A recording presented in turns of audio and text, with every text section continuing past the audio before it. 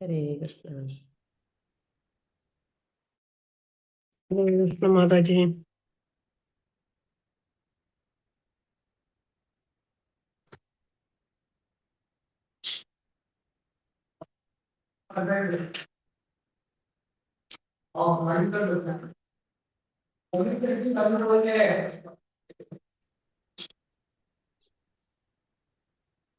മാതാജി എവിടെ പോയേ?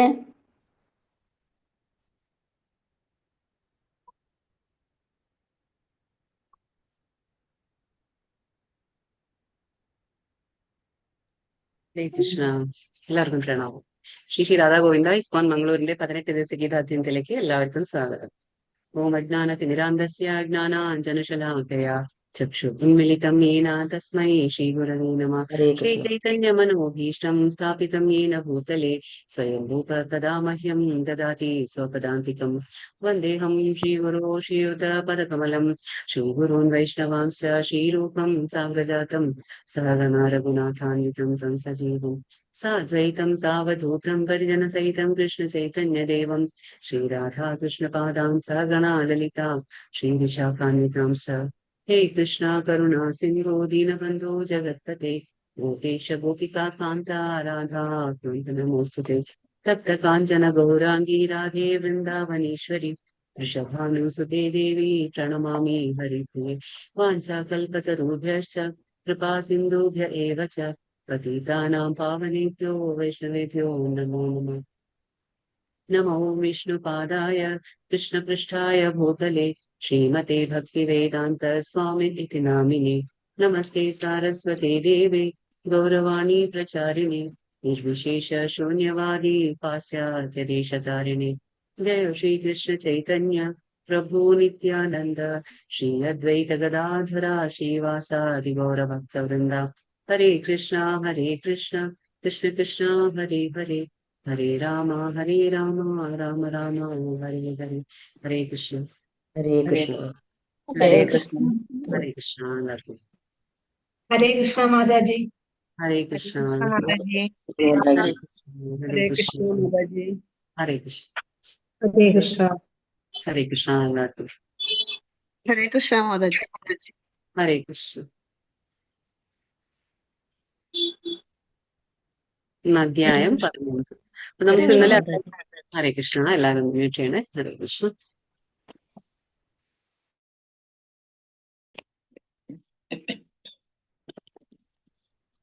അധ്യായം 15 പുരുഷോത്തമ യോഗം. പക്ഷെ നമ്മൾ ഇന്നലെ അധ്യായത്തിലെ 3 ഗുണങ്ങളുടെ കാര്യങ്ങൾ മനസ്സിലാക്കി. 3 ഗുണങ്ങൾ, സത്വ രജസ് തമോ ഗുണങ്ങൾ.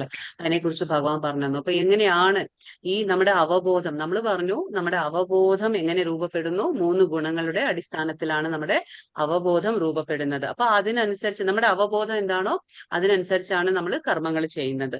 പിന്നീട് എന്താണ്? കർമ്മത്തിന്റെ ഫലം നമ്മൾ അനുഭവിക്കണം. അപ്പൊ നമ്മൾ എന്താണ്? ഈ അവബോധമാണ് നമ്മൾ എപ്പോഴും ശ്രദ്ധിക്കേണ്ടത്. അപ്പൊ ഈ ഏത് ഗുണത്തിലാണോ നമ്മൾ നിൽക്കുന്നത് അതനുസരിച്ചായിരിക്കും നമ്മുടെ അവബോധം രൂപപ്പെടുന്നത്. അപ്പൊ അത് എപ്പോഴും എന്താണ്? ഗുണങ്ങളാണ് മെയിൻ ആയിട്ട്.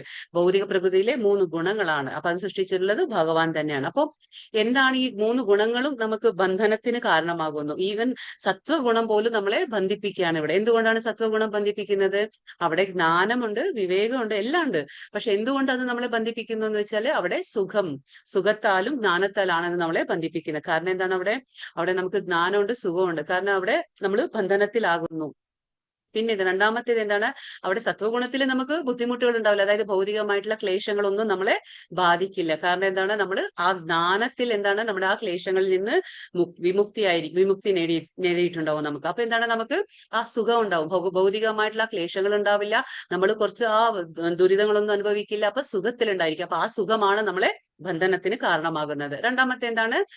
രജോഗുണത്തിൽ എന്താണ്? ഹരേ കൃഷ്ണ. എല്ലാവരും ഫലോദിഷ്ട കർമ്മങ്ങൾ ബന്ധിക്കും. ഓക്കെ ശരി. ഓക്കെ. രജോഗുണം എന്ന് പറയുമ്പോൾ ഫലോദിഷ്ട കർമ്മങ്ങളാണ്. ഫലോദിഷ്ട കർമ്മങ്ങൾ അവിടെ ലക്ഷണങ്ങൾ എന്ന് പറഞ്ഞാൽ എന്താണ്? തൃഷ്ണാധിക്യം. തൃഷ്ണ എന്ന് പറഞ്ഞാൽ ആഗ്രഹം ഒരുപാട് ഉണ്ടായിരിക്കും. അവിടെ സ്ത്രീ പുരുഷന്മാരിൽ തമ്മിലുള്ള ആസക്തി ഉണ്ടായിരിക്കും. അപ്പൊ എന്താണ്? നമ്മൾ ഫലത്തിന് ആഗ്രഹിച്ച് ഒരുപാട് കഠിന പ്രയത്നം നമ്മൾ ചെയ്യും. അപ്പൊ അത് നമ്മളെ ബന്ധിപ്പിക്കും. മൂന്നാമത്തേത് തമോ ഗുണം. തമോ ഗുണത്തിൽ എന്താണ്? നേരെ തിരിച്ചുള്ള തമോ ഗുണം. പ്രമാദ അലസത അലസത, നിദ്ര. പ്രമാദ അലസത നിദ്ര. നിദ്ര, പ്രമാദം, അലസത, നിദ്ര ഉണ്ടായിരിക്കും. തമോ ഗുണം നമ്മളെ വീണ്ടും ബന്ധിപ്പിച്ചു വെക്കുകയാണ്. തമോ ഗുണവും നമ്മളെ ബന്ധിപ്പിക്കുന്നു. പിന്നെ ഓരോ ഗുണത്തിന്റെ ഫലം എന്താണ്? സത്വഗുണത്തിന്റെ എന്താണ് ഫലം? എന്താ സത്വഗുണത്തിന്റെ ഫലം? എന്താ? വിശുദ്ധം. വിശുദ്ധമാണ്. സത്വഗുണത്തിന്റെ ഫലം സാത്വിക വിശുദ്ധമാണ്. ഗുണം വിശുദ്ധം. അപ്പൊ വിശുദ്ധമാണ്. രജോ ഗുണത്തിന്റെ ഫലം ദുഃഖം. ദുഃഖമാണ്. തമോ ഗുണത്തിന്റെ ഫലം മൗഢ്യവും അജ്ഞാനവും. ഓക്കെ, അപ്പൊ സത്വഗുണത്തിലെ ആൾക്കാർ മരിക്കുമ്പോ എവിടെ പോകുന്നു? നരകത്തിലോ? ഭഗവാന്റെ പരമപദത്തില്. ലോകങ്ങളിലേക്ക് തമോ. ഓക്കെ, അപ്പൊ രജോ ഗുണത്തിലെ ആൾക്കാർ മരിക്കുമ്പോ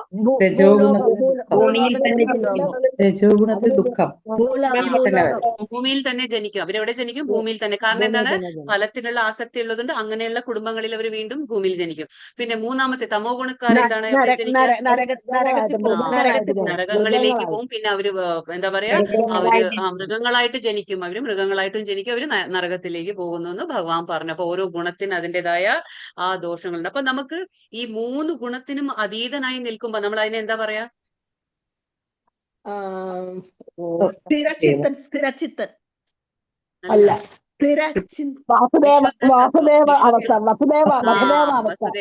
വസുദേവാവസ്ഥ. വിശുദ്ധ സത്വം എന്ന് നമ്മൾ പറയും അതിനെ. വിശുദ്ധ സത്വം അല്ലെങ്കിൽ വസുദേവ അവസ്ഥ എന്ന് പറയും. കാരണം എന്താണ്? മൂന്ന് ഗുണങ്ങൾക്കും മുകളിലാണത്. അങ്ങനെ ആകുമ്പോൾ മാത്രമാണ് നമുക്ക് ഭഗവാന്റെ ധാമത്തിലേക്ക് എത്താനും ഭഗവാനെ കാണാനും ഒക്കെ പറ്റുള്ളൂ. അപ്പൊ മൂന്ന് ഗുണത്തിന് മുകളിൽ കയറണം നമ്മൾ. അപ്പൊ അർജുനൻ ചോദിച്ചു, ഈ ഗുണങ്ങളെ അതിക്രമിച്ചവരുടെ പെരുമാറ്റം എങ്ങനെ ഉണ്ടായിരിക്കും, അവരുടെ ലക്ഷണങ്ങൾ എന്തൊക്കെയാന്നൊക്കെ ചോദിച്ചു. ഭഗവാൻ എല്ലാം പറഞ്ഞു കൊടുത്തു അല്ലെ. അവർക്ക് എന്താ പറയാ, സുഖവും ദുഃഖവും ശത്രു മിത്രം എന്നുള്ള ഭേദമൊന്നും ഉണ്ടായിരിക്കില്ല. അങ്ങനെയുള്ള അവർക്ക് മാന അപമാനം ഇതൊന്നും അവരെ ബാധിക്കില്ല. അങ്ങനെയുള്ള ആ ഒരു അവസ്ഥയിലാണ് അവര്. ഒരുപാട് ലക്ഷണങ്ങൾ കൃഷ്ണൻ പറഞ്ഞു. അപ്പൊ അർജുനൻ ചോദിച്ചു, എങ്ങനെയാണ് ഇതിന് അവർക്ക് സാധിക്കുന്നത്? അതായത് മൂന്ന് ഗുണങ്ങൾക്ക് അതീതരായി നിൽക്കാൻ എങ്ങനെ സാധിക്കുന്നു? കാരണം ഭഗവാൻ പറഞ്ഞു അല്ലെ, ഭഗവാന്റെ ഗുണങ്ങളൊക്കെ ദൈവീഹേഷ ഗുണമായി, ഭഗവാന്റെയാണ് ഗുണങ്ങൾ. അപ്പൊ അതിനെ അതിക്രമിക്കാൻ നമുക്ക് എളുപ്പമല്ല, അത് മറികടക്കാൻ എളുപ്പമല്ല. പക്ഷെ ഭഗവാൻ പറയുന്നുണ്ടല്ലോ, ഭഗവാന് ശരണം പ്രാപിച്ച എല്ലാം എളുപ്പമാണ്. അപ്പോ അർജുനൻ ചോദിച്ച ആ ക്വസ്റ്റ്യന് ഉത്തരം ഭഗവാൻ എന്താണ് 14:26 കൊടുക്കാണ്. 14:26 എന്ത് പറയൂ? അത് ഭഗവാൻ പറയാണ്. ഭഗവാൻ എന്താണ്? ആ അവ്യഭിചാരേണ മാം ചയോ അവ്യഭിചാരേണ ഭക്തിയോഗേന സേവത്തെ. അതാണ് ഉത്തരം കൊടുക്കുന്നത്. എന്ന് പറഞ്ഞാൽ എന്താണ്? അതായത് ആരാണോ ഏത് പരിതസ്ഥിതിയിലും പിഴയ്ക്കാതെ എന്റെ ഭക്തിയുത സേവനം അനുഷ്ഠിക്കുന്നത്, അവര് അതിവേഗത്തിൽ എന്താണ്? മൂന്ന് ഗുണങ്ങളെ അതിക്രമിക്കാൻ പറ്റും. ത്രിഗുണങ്ങളെ മറികടക്കാൻ അവർക്ക് സാധിക്കും. ബ്രഹ്മപദത്തിലേക്ക് അവര് എത്തുമെന്ന് ഭഗവാൻ പറഞ്ഞു. അപ്പൊ ഭഗവാൻ ആരാണ്? ബീജപ്രദ പിതാവാണ്. ഭഗവാനാണ് എല്ലാവർക്കും 84 ലക്ഷം ജീവജാലങ്ങൾക്കും ബീജം നൽകുന്നത് ഭഗവാനാണെന്ന് ഭഗവാൻ പറഞ്ഞു. അപ്പൊ ഇങ്ങനെയാണ് മൂന്ന് ഗുണങ്ങൾ നമ്മളെ എങ്ങനെയാണ് ബന്ധിപ്പിക്കുന്നത് എന്നൊക്കെ നമ്മൾ ഇന്നലെ മനസ്സിലാക്കി. അപ്പൊ ഇന്ന് എന്താണ്? പുരുഷോത്തമ യോഗം. പുരുഷോത്തമ യോഗം ഭഗവാന്റെ യോഗമാണ് പുരുഷോത്തമ യോഗം. അപ്പൊ നമുക്ക് ഇന്ന് നോക്കാം എന്താണ് ഭഗവാൻ ഈ അധ്യായത്തില്.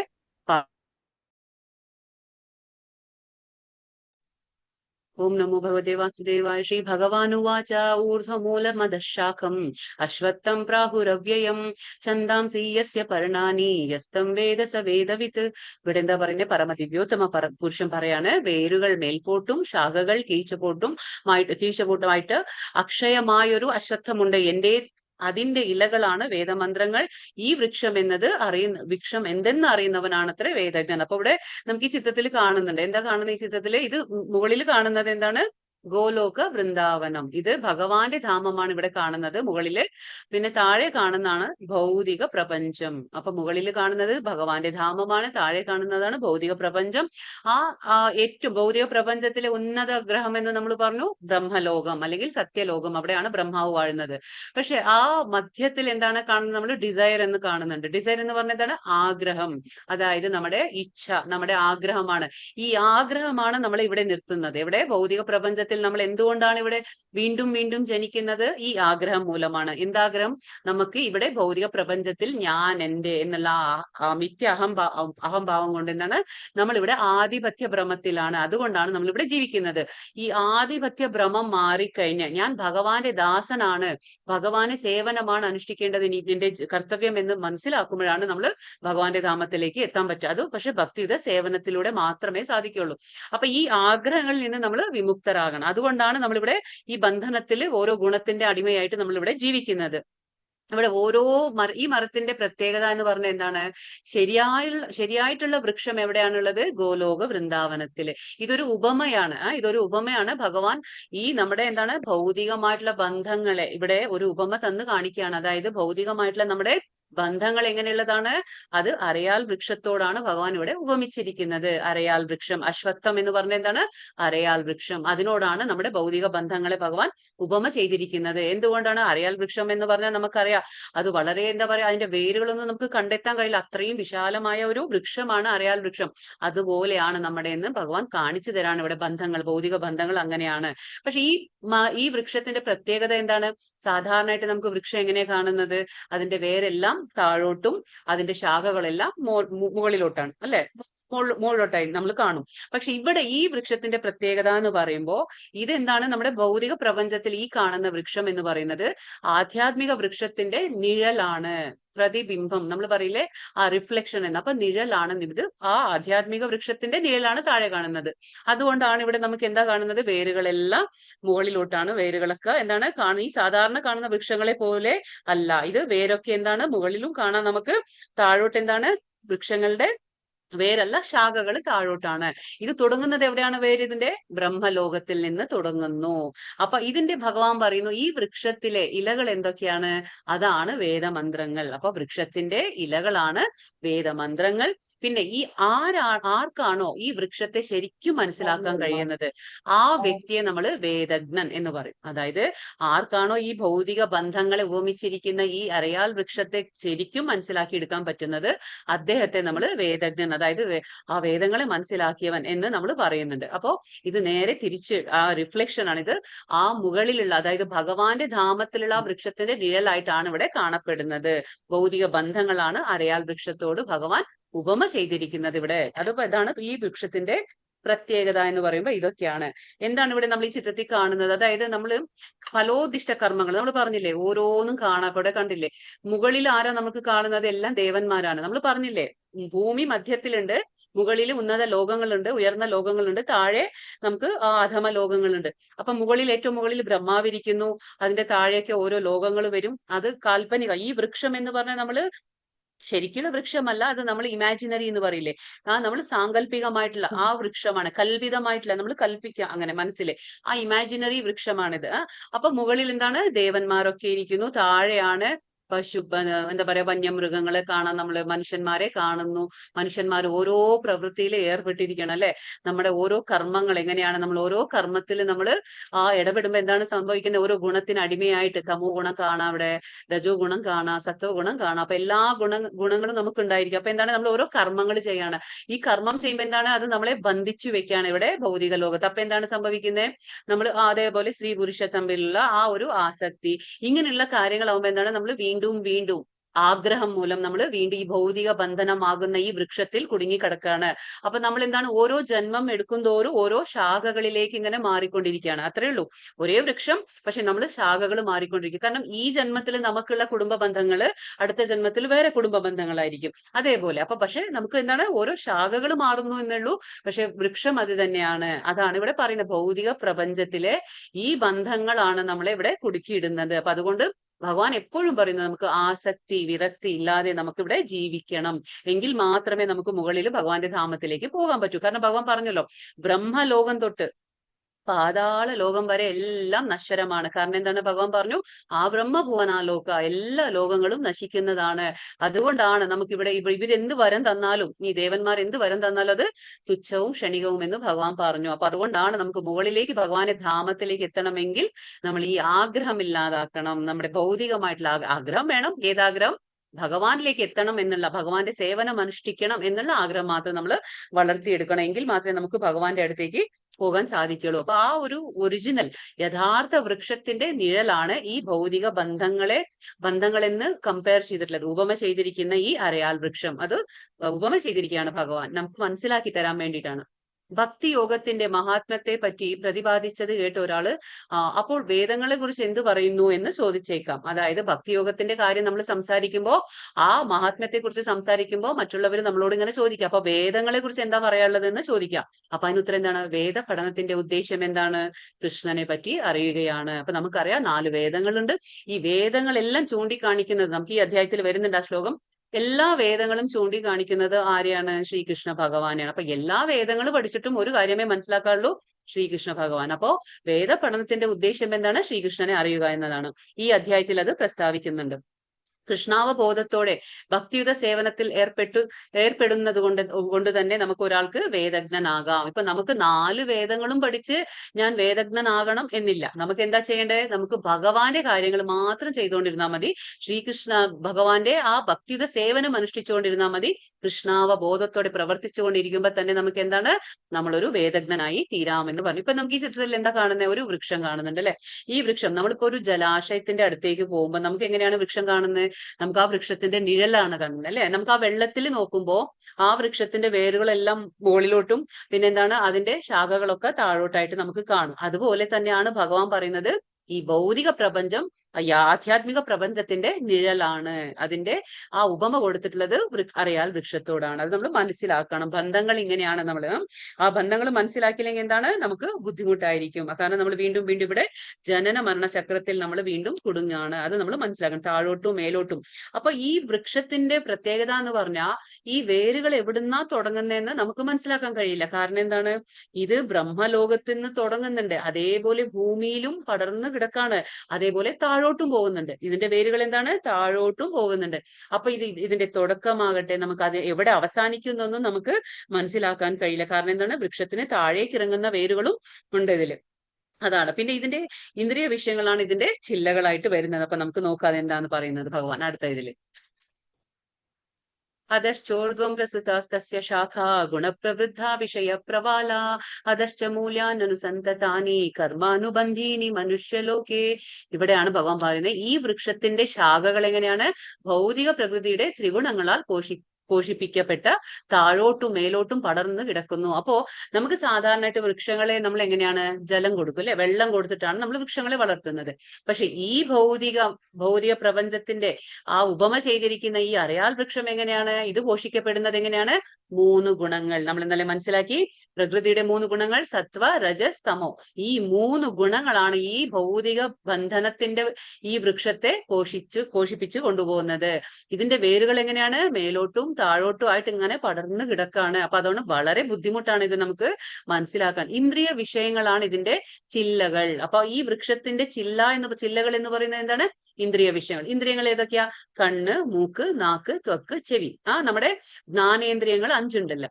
ആ ജ്ഞാനേന്ദ്രിയത്തിന് ഓരോന്നിനും ഓരോ വിഷയങ്ങളുണ്ട് അല്ലെ? എന്താ പറയാ? സ്പർശ, രൂപ, രുചി, ഗന്ധ, അതൊക്കെ നമ്മൾ പറഞ്ഞു. ശബ്ദ, ഇതൊക്കെ എന്താണ്? ഇന്ദ്രിയത്തിന്റെ വിഷയങ്ങളാണ്. അപ്പൊ ഈ ഇന്ദ്രിയ വിഷയങ്ങളാണ് ഈ ചില്ലകൾ, ഈ വൃക്ഷത്തിന്റെ ചില്ലകൾ എന്ന് പറയുന്നത്. അപ്പൊ ഈ വൃക്ഷത്തിന് എന്താണ്? താഴേക്ക് ഇറങ്ങുന്ന വേരുകളും ഉണ്ട്. അതാണ് ഇതിന്റെ പ്രത്യേകത. അപ്പൊ ഇവ മനുഷ്യ സമുദായത്തിന്റെ ഫലോദിഷ്ട കർമ്മങ്ങളോട് ബന്ധപ്പെട്ടവയത്രേ. എന്തുകൊണ്ടാണ്? നമുക്ക് ആഗ്രഹം ഉള്ളതുകൊണ്ട് നമ്മൾ കർമ്മം ചെയ്യാതിരിക്കാൻ പറ്റില്ല.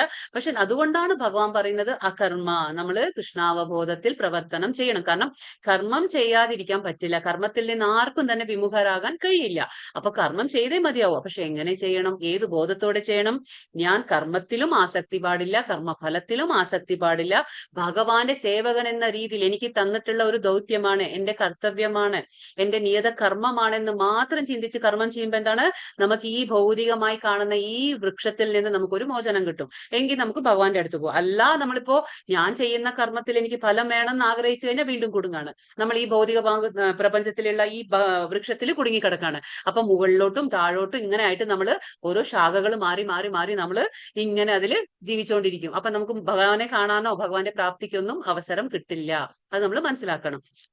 അത് ഈ ഗുണങ്ങളാണ് അതിനെ നമ്മളിവിടെ ഫലോദിഷ്ട കർമ്മങ്ങൾ പ്ലസ് ഗുണങ്ങൾ. കാരണം അതാണ് നമ്മളിവിടെ ബന്ധനത്തിന് കാരണമാക്കുന്നത്. കാരണം നമ്മൾ കർമ്മം ചെയ്യണമെങ്കിൽ നമുക്ക് ഒരു അവബോധം വേണം. പക്ഷെ ആ അവബോധം എവിടുന്ന് വരുന്നു? ഗുണങ്ങളിൽ നിന്നാണ് അവബോധം രൂപപ്പെടുന്നത്.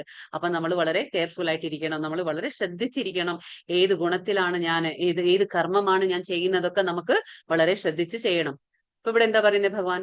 ന രൂപമസ്യേഹ തതോപലഭ്യത്തെ നാന്തോ ന ചാതിർന ച സംപ്രതിഷ്ഠ അശ്വത്ഥമേനം സുവിരൂഢമൂലം അസംഗശസ്ത്രേണ ദൃഢേന ചിത്വാ. ഇനിയിപ്പോ ഭഗവാൻ വഴി പറഞ്ഞുതരാണ്. അതായത് നമുക്കിപ്പോ 5 ശ്ലോകങ്ങൾ വരെ, അതായത് ഈ 15-ാം അധ്യായത്തില് 5 ശ്ലോകങ്ങൾ വരെ എന്താണ് ഭഗവാൻ പറയുന്നത്? ആദ്യത്തെ 5 ശ്ലോകങ്ങൾ ഭഗവാൻ നമുക്ക് ഭൗതിക പ്രപഞ്ചത്തിലെ ഈ ക്ലേശങ്ങൾ ഉണ്ടല്ലേ, നമുക്കറിയാം എല്ലാം ആധ്യാത്മിക്, ആദി ഭൗതിക, ആദി ദൈവിക. ഈ ക്ലേശങ്ങളിൽ നിന്ന് നമുക്ക് ആ മുക്തി നേടിയിട്ട് നമുക്ക് എങ്ങനെയാണ് ആ മുക്തി നേടാനുള്ള പ്രക്രിയ ഭഗവാൻ പറഞ്ഞു തരാണ്. ഈ 5 കാര്യങ്ങൾ, ഈ 5 ശ്ലോകങ്ങൾ നമുക്ക് മനസ്സിലാക്കണം. നമ്മൾ എങ്ങനെയാണ് ഇവിടെ കുടുങ്ങിയിരിക്കുന്നത്, ഇനിയിപ്പോ അതിനൊരു വഴി എന്താ, അത് ഭഗവാൻ പറഞ്ഞു തരാണ്. എന്താണ് വഴി? തതപദം, അതാണ് ഭഗവാൻ പറയുന്നു, തതപദം തത് പരിമാർഗിതവ്യം യസ്മിൻ ഗതാ ന നിവർത്തന്തി ഭൂയാഃ തമേവ ചാദ്യം പുരുഷം പ്രപദ്യേ യത്ര പ്രവൃത്തി പ്രസുത പുരാണി. ഇവിടെ അതിനുള്ള ഉത്തരം പറയാണ് ഭഗവാൻ. 2 ശ്ലോകങ്ങളിലൂടെ നമുക്ക് ഭഗവാൻ ഉത്തരം പറഞ്ഞു തരാണ്. എങ്ങനെയാണ് നമുക്ക് ഇനിയിപ്പോ ഈ ഇതിൽ നിന്നും നമുക്കൊരു മോചനം വേണമെങ്കിൽ അത് എങ്ങനെ സാധിച്ചെടുക്കാമെന്ന് ഭഗവാൻ പറഞ്ഞു തരാണ്. അപ്പൊ ഈ വൃക്ഷത്തിന്റെ യഥാർത്ഥ രൂപം ഈ ലോകത്തിൽ കാണുകയില്ല. അതാണ് ഞാൻ പറഞ്ഞത്, നമുക്കിവിടെ കാണാൻ പറ്റില്ല. ഇതൊരു സാങ്കല്പിക വൃക്ഷമാണ്, കൽവിത വൃക്ഷമാണ്. നമുക്ക് കണ്ണുകൊണ്ട് കാണാൻ പറ്റില്ല. ഇപ്പൊ പുറത്തിറങ്ങി കഴിഞ്ഞാൽ ഈ വൃക്ഷം എങ്ങനെയെന്ന് ചോദിച്ചാൽ കാണാൻ പറ്റില്ല. ഇത് ഇമാജിനറി എന്ന് പറയും. സാങ്കല്പികമായിട്ട് നമ്മൾ ഇങ്ങനെ ചിന്തിക്കാം, മനസ്സിലാക്കാൻ പറ്റും. അതാണ് ഈ ഭഗവാൻ പറഞ്ഞത്. അപ്പൊ അതിന്റെ ആരംഭമോ അവസാനമോ അടിസ്ഥാനമോ കണ്ടെത്താനാവില്ല. കാരണം ബ്രഹ്മലോകത്തിൽ തുടങ്ങുന്നു, താഴേക്ക് ഇറങ്ങുന്നു അതിന്റെ വേരുകൾ, പിന്നെ ഭൂമിയിൽ ഇങ്ങനെ പടർന്നു കിടക്കുന്നു. അപ്പോ ഇതിനെ പോഷിപ്പിക്കുന്നത് 3 ഗുണങ്ങളാണ്, ഇന്ദ്രിയ വിഷയങ്ങൾ ഇതിന്റെ ചില്ലകളാണ്. അപ്പൊ മനസ്സിലാക്കാൻ പറ്റില്ല നമുക്ക്. അതുകൊണ്ടാ പറഞ്ഞ ഇതൊരു സാങ്കല്പികമായിട്ടുള്ള വൃക്ഷമാണ്. അപ്പോ എന്താ പറഞ്ഞ വേറുറച്ചുയർന്ന, അതായത് വളരെ അധികം, കാരണം അതുകൊണ്ടാണ് അരയാൽ വൃക്ഷത്തോട് ഇത് ഉപമിച്ചിരിക്കുന്നത് ഭഗവാൻ. അരയാൽ വൃക്ഷം നമ്മളെല്ലാം കണ്ടിട്ടുണ്ട് അല്ലെ? അതിന്റെ വേരുകൾ എന്താണ്, വളരെയധികം സ്ട്രോങ് ആയിട്ട് വേരുറച്ച ഒരു വൃക്ഷമാണിത്. അപ്പോ ഉറച്ചുയർന്ന ഈ വൃക്ഷത്തെ ദൃഢനിശ്ചയത്തോടെ വിരക്തിയാകുന്ന ആയുധത്താൽ ഛേദിച്ചു കളയണം. ഇനിയിപ്പോ നമുക്ക് എങ്ങനെയാണ്, ഇപ്പൊ നമ്മൾ കുടുങ്ങിയിരിക്കുകയാണ് ഇവിടെ. പക്ഷെ ഇത് എങ്ങനെ ഇനിയിപ്പോ ഈ ബന്ധത്തിൽ നിന്ന് നമുക്ക് വിമുക്തി നേടാൻ കഴിയും? അതാണ് ഭഗവാൻ ഇവിടെ പറഞ്ഞു തരുന്നത്. എങ്ങനെയാണ്? ദൃഢനിശ്ചയത്തോടെ, വിരക്തി എന്ന ആയുധം. അപ്പൊ നമുക്കൊരു വൃക്ഷത്തെ അതിന്റെ വേരുകളൊക്കെ നമ്മൾ ഇങ്ങനെ ബന്ധിച്ച് വെച്ചിരിക്കുകയാണ്. ഇനിയിപ്പോ ആ ബന്ധനത്തിൽ നിന്ന് നമുക്ക് ഈ അതായത് ഈ ഛേദിച്ച് കളയണം, ഈ ബന്ധനം ഛേദിച്ച് കളയണമെങ്കിൽ നമുക്കൊരു ആയുധം വേണം. എന്താണ് ആയുധം? അതാണ് വിരക്തി. ഭഗവാൻ എപ്പോഴും പറയില്ലേ, നമ്മുടെ മനസ്സിനെ നിയന്ത്രിക്കാനും ഭഗവാൻ പറയുന്നു നിസ്സംഗത, യുക്തമായ പരിശീലനം. അതേപോലെ ഭഗവാൻ പറയുന്നു നമുക്ക് വിരക്തിയാകുന്ന ആയുധം കൊണ്ട് മാത്രമേ ഇതിനെ ഛേദിച്ച് കളയാൻ പറ്റൂ. അപ്പൊ എന്താണ് വിരക്തി? അതായത് നമ്മൾക്കിപ്പോ ഓരോ കർമ്മങ്ങളുണ്ട്, ഭഗവാൻ ഓരോ ഉത്തരവാദിത്തങ്ങൾ തന്നിട്ടുണ്ട്, അതൊക്കെ നമ്മൾ ചെയ്യണം. പക്ഷെ എങ്ങനെ ചെയ്യണം? അതിലൊന്നും കുടുങ്ങാതെ, അതായത് അച്ഛനായാലും അമ്മയായാലും മക്കളായാലും ഏതൊരു ബന്ധത്തിലും നമ്മൾ അധികം ആസക്തി കാണിക്കാതെ എന്റെ കർത്തവ്യം എന്ന രീതി. കാരണം ഈ അച്ഛനും അമ്മയും ബന്ധുക്കളൊക്കെ എന്താണ്, ഈ ജന്മത്തിലാണ്, അടുത്ത ജന്മം വേറെ ആൾക്കാരായിരിക്കും, കഴിഞ്ഞ ജന്മത്തിൽ വേറെ ആരോ ആയിരുന്നു. അപ്പൊ നമുക്ക് ഇതിലൊന്നും അർത്ഥമില്ല. കാരണം ഓരോ ജന്മത്തിലും മാറുകയാണ്, ഇത് ബന്ധങ്ങളൊക്കെ മാറാണ്, ഭൗതിക ബന്ധങ്ങൾ. പക്ഷെ നമ്മൾ വെറുതെ ഇത് ആസക്തിയായിട്ട് നമ്മളിവിടെ കുടുങ്ങിക്കിടക്കാണ്. അപ്പൊ ഭഗവാൻ പറയുന്നു വിരക്തി എന്ന ആയുധം ഉപയോഗിച്ചുകൊണ്ട് അതിനെ ഛേദിച്ചു കളയണം.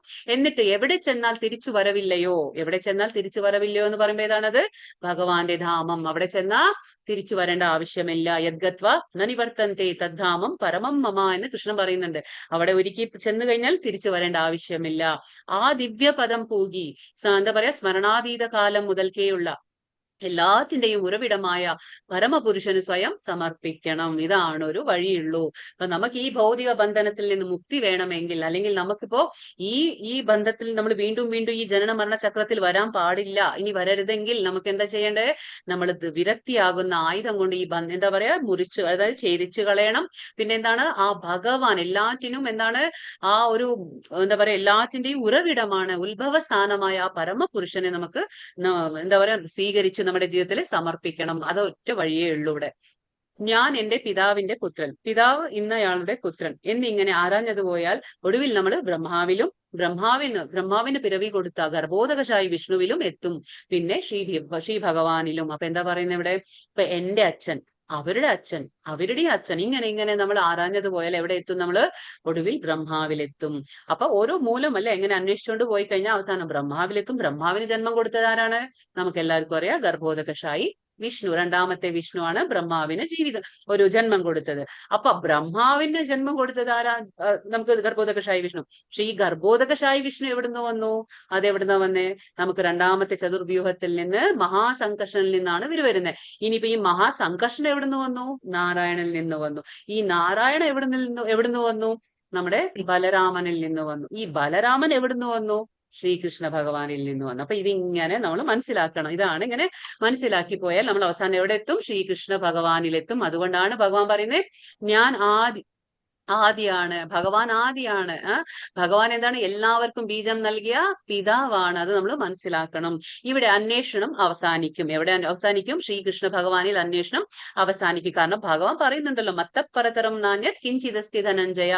അതായത് എനിക്ക് സമനായിട്ടോ ഭഗവാനിൽ ഉത്കൃഷ്ടമായിട്ടോ നിൽക്കാൻ തന്നെ ഇനി ഒരാളും ഇല്ല. അത് ഭഗവാൻ പറയുന്നുണ്ട്. അപ്പൊ 7-ാം അധ്യായം 7-ാം ശ്ലോകത്തിൽ ഭഗവാൻ പറയുന്നുണ്ട്.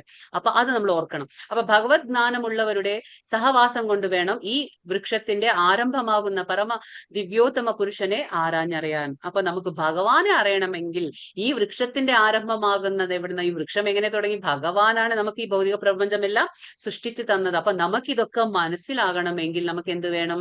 ഭഗവാന്റെ ജ്ഞാനമുള്ളവരുടെ സഹവാസം വേണം. അതുകൊണ്ടാണ് പറയുന്നത് ഭക്തജന സംസർഗം വേണം. അപ്പോഴാണ് നമുക്ക് ശരിയായ ഒരു ജ്ഞാനം ലഭിക്കുന്നത്. ഈ വൃക്ഷത്തെ മനസ്സിലാക്കാനും ഇതിൽ നിന്നൊരു മുക്തി നേടാനും ഭഗവാന്റെ അടുത്തേക്ക് പോകാനും പറ്റും. അല്ല എന്നുണ്ടെങ്കിൽ നമ്മളിവിടെ വീണ്ടും ജനന മരണ ചക്രത്തിൽ കുടുങ്ങിക്കിടക്കാണ്. അതറിഞ്ഞ ഒരാൾക്ക് എന്താ സംഭവിക്കുക? ഈ മായികമായ നിഴലിനോട് ആസക്തി ഉണ്ടാവില്ല. നമ്മൾ പറഞ്ഞു ഇത് നിഴലാണ്. എന്താണ് ഈ ഭൗതിക പ്രപഞ്ചം?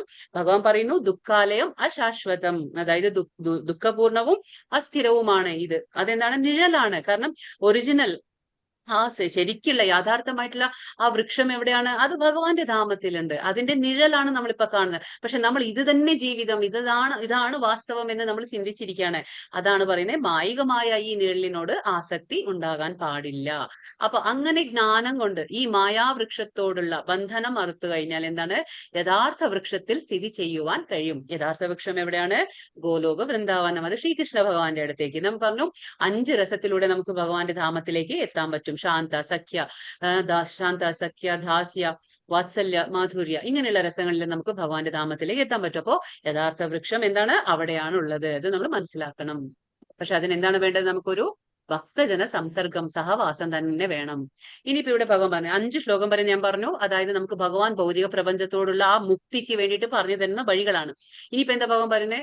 നിർമാനമോഹാജിത സംഗദോഷ അധ്യാത്മ നിത്യ വിനിവൃത്ത കാമ ദ്വന്ദ്വൈർവിമുക്ത സുഖസംഗ സംജ്ഞൈ ഗച്ഛന്ത്യമൂഢാ പദമവ്യയം തത്.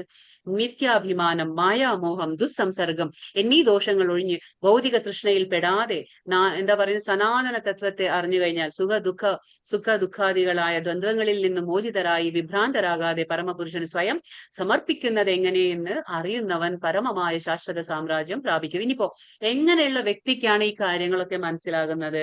അതാണ് ഇവിടെ ഭഗവാൻ പറയുന്നത്. അതായത് എങ്ങനെയുള്ള വ്യക്തിക്കാണ് ഇവിടെ ഈ കാര്യങ്ങൾ മനസ്സിലാക്കുന്നത്? 3 കാര്യങ്ങൾ പറയുന്നത്. എന്താണ് ഭഗവാൻ പറഞ്ഞത്? മിഥ്യാഭിമാനം, മായാമോഹം, ദുസ്സംസർഗം. ഈ 3-ൽ നിന്ന് നമ്മൾ ഒഴിഞ്ഞിരിക്കണം. ഏതാണ്? മിഥ്യാഭിമാനം. മിഥ്യാഭിമാനം എന്ന് പറഞ്ഞാൽ എന്താണ്? മിഥ്യ എന്ന് പറഞ്ഞാൽ തെറ്റായ അഭിമാനം. എന്താണ് തെറ്റായ അഭിമാനം? ഞാൻ സ്ത്രീയാണെന്നും ഞാൻ ഈ കാണുന്ന ശരീരമാണ്, ഞാൻ ഇന്നതാണ്, ഇത് എന്റേതാണ്, ഇതൊക്കെയാണ് തെറ്റായ അഭിമാനം. ശരിയായിട്ടുള്ള അഭിമാനം എന്താണ്? ഞാൻ ഒരു ആത്മാവാണ്, ഭഗവാന്റെ ദാസനാണ്, ഭഗവാൻ എന്റെ യജമാനനാണ്, എനിക്കൊരു കർമ്മം തന്നിട്ടുണ്ട് ഭഗവാൻ, അത് ഞാൻ ചെയ്യണം, എനിക്ക് അതിന്റെ ഫലം ആഗ്രഹിക്കാതെ, ഞാൻ ഒന്നിനോടും ആസക്തി ഇല്ലാതെ എന്റെ കർമ്മം ചെയ്ത് ഭഗവാനോടുള്ള അറ്റാച്ച്മെന്റ് വരണം. നമുക്ക് ആസക്തി എവിടെ വേണം?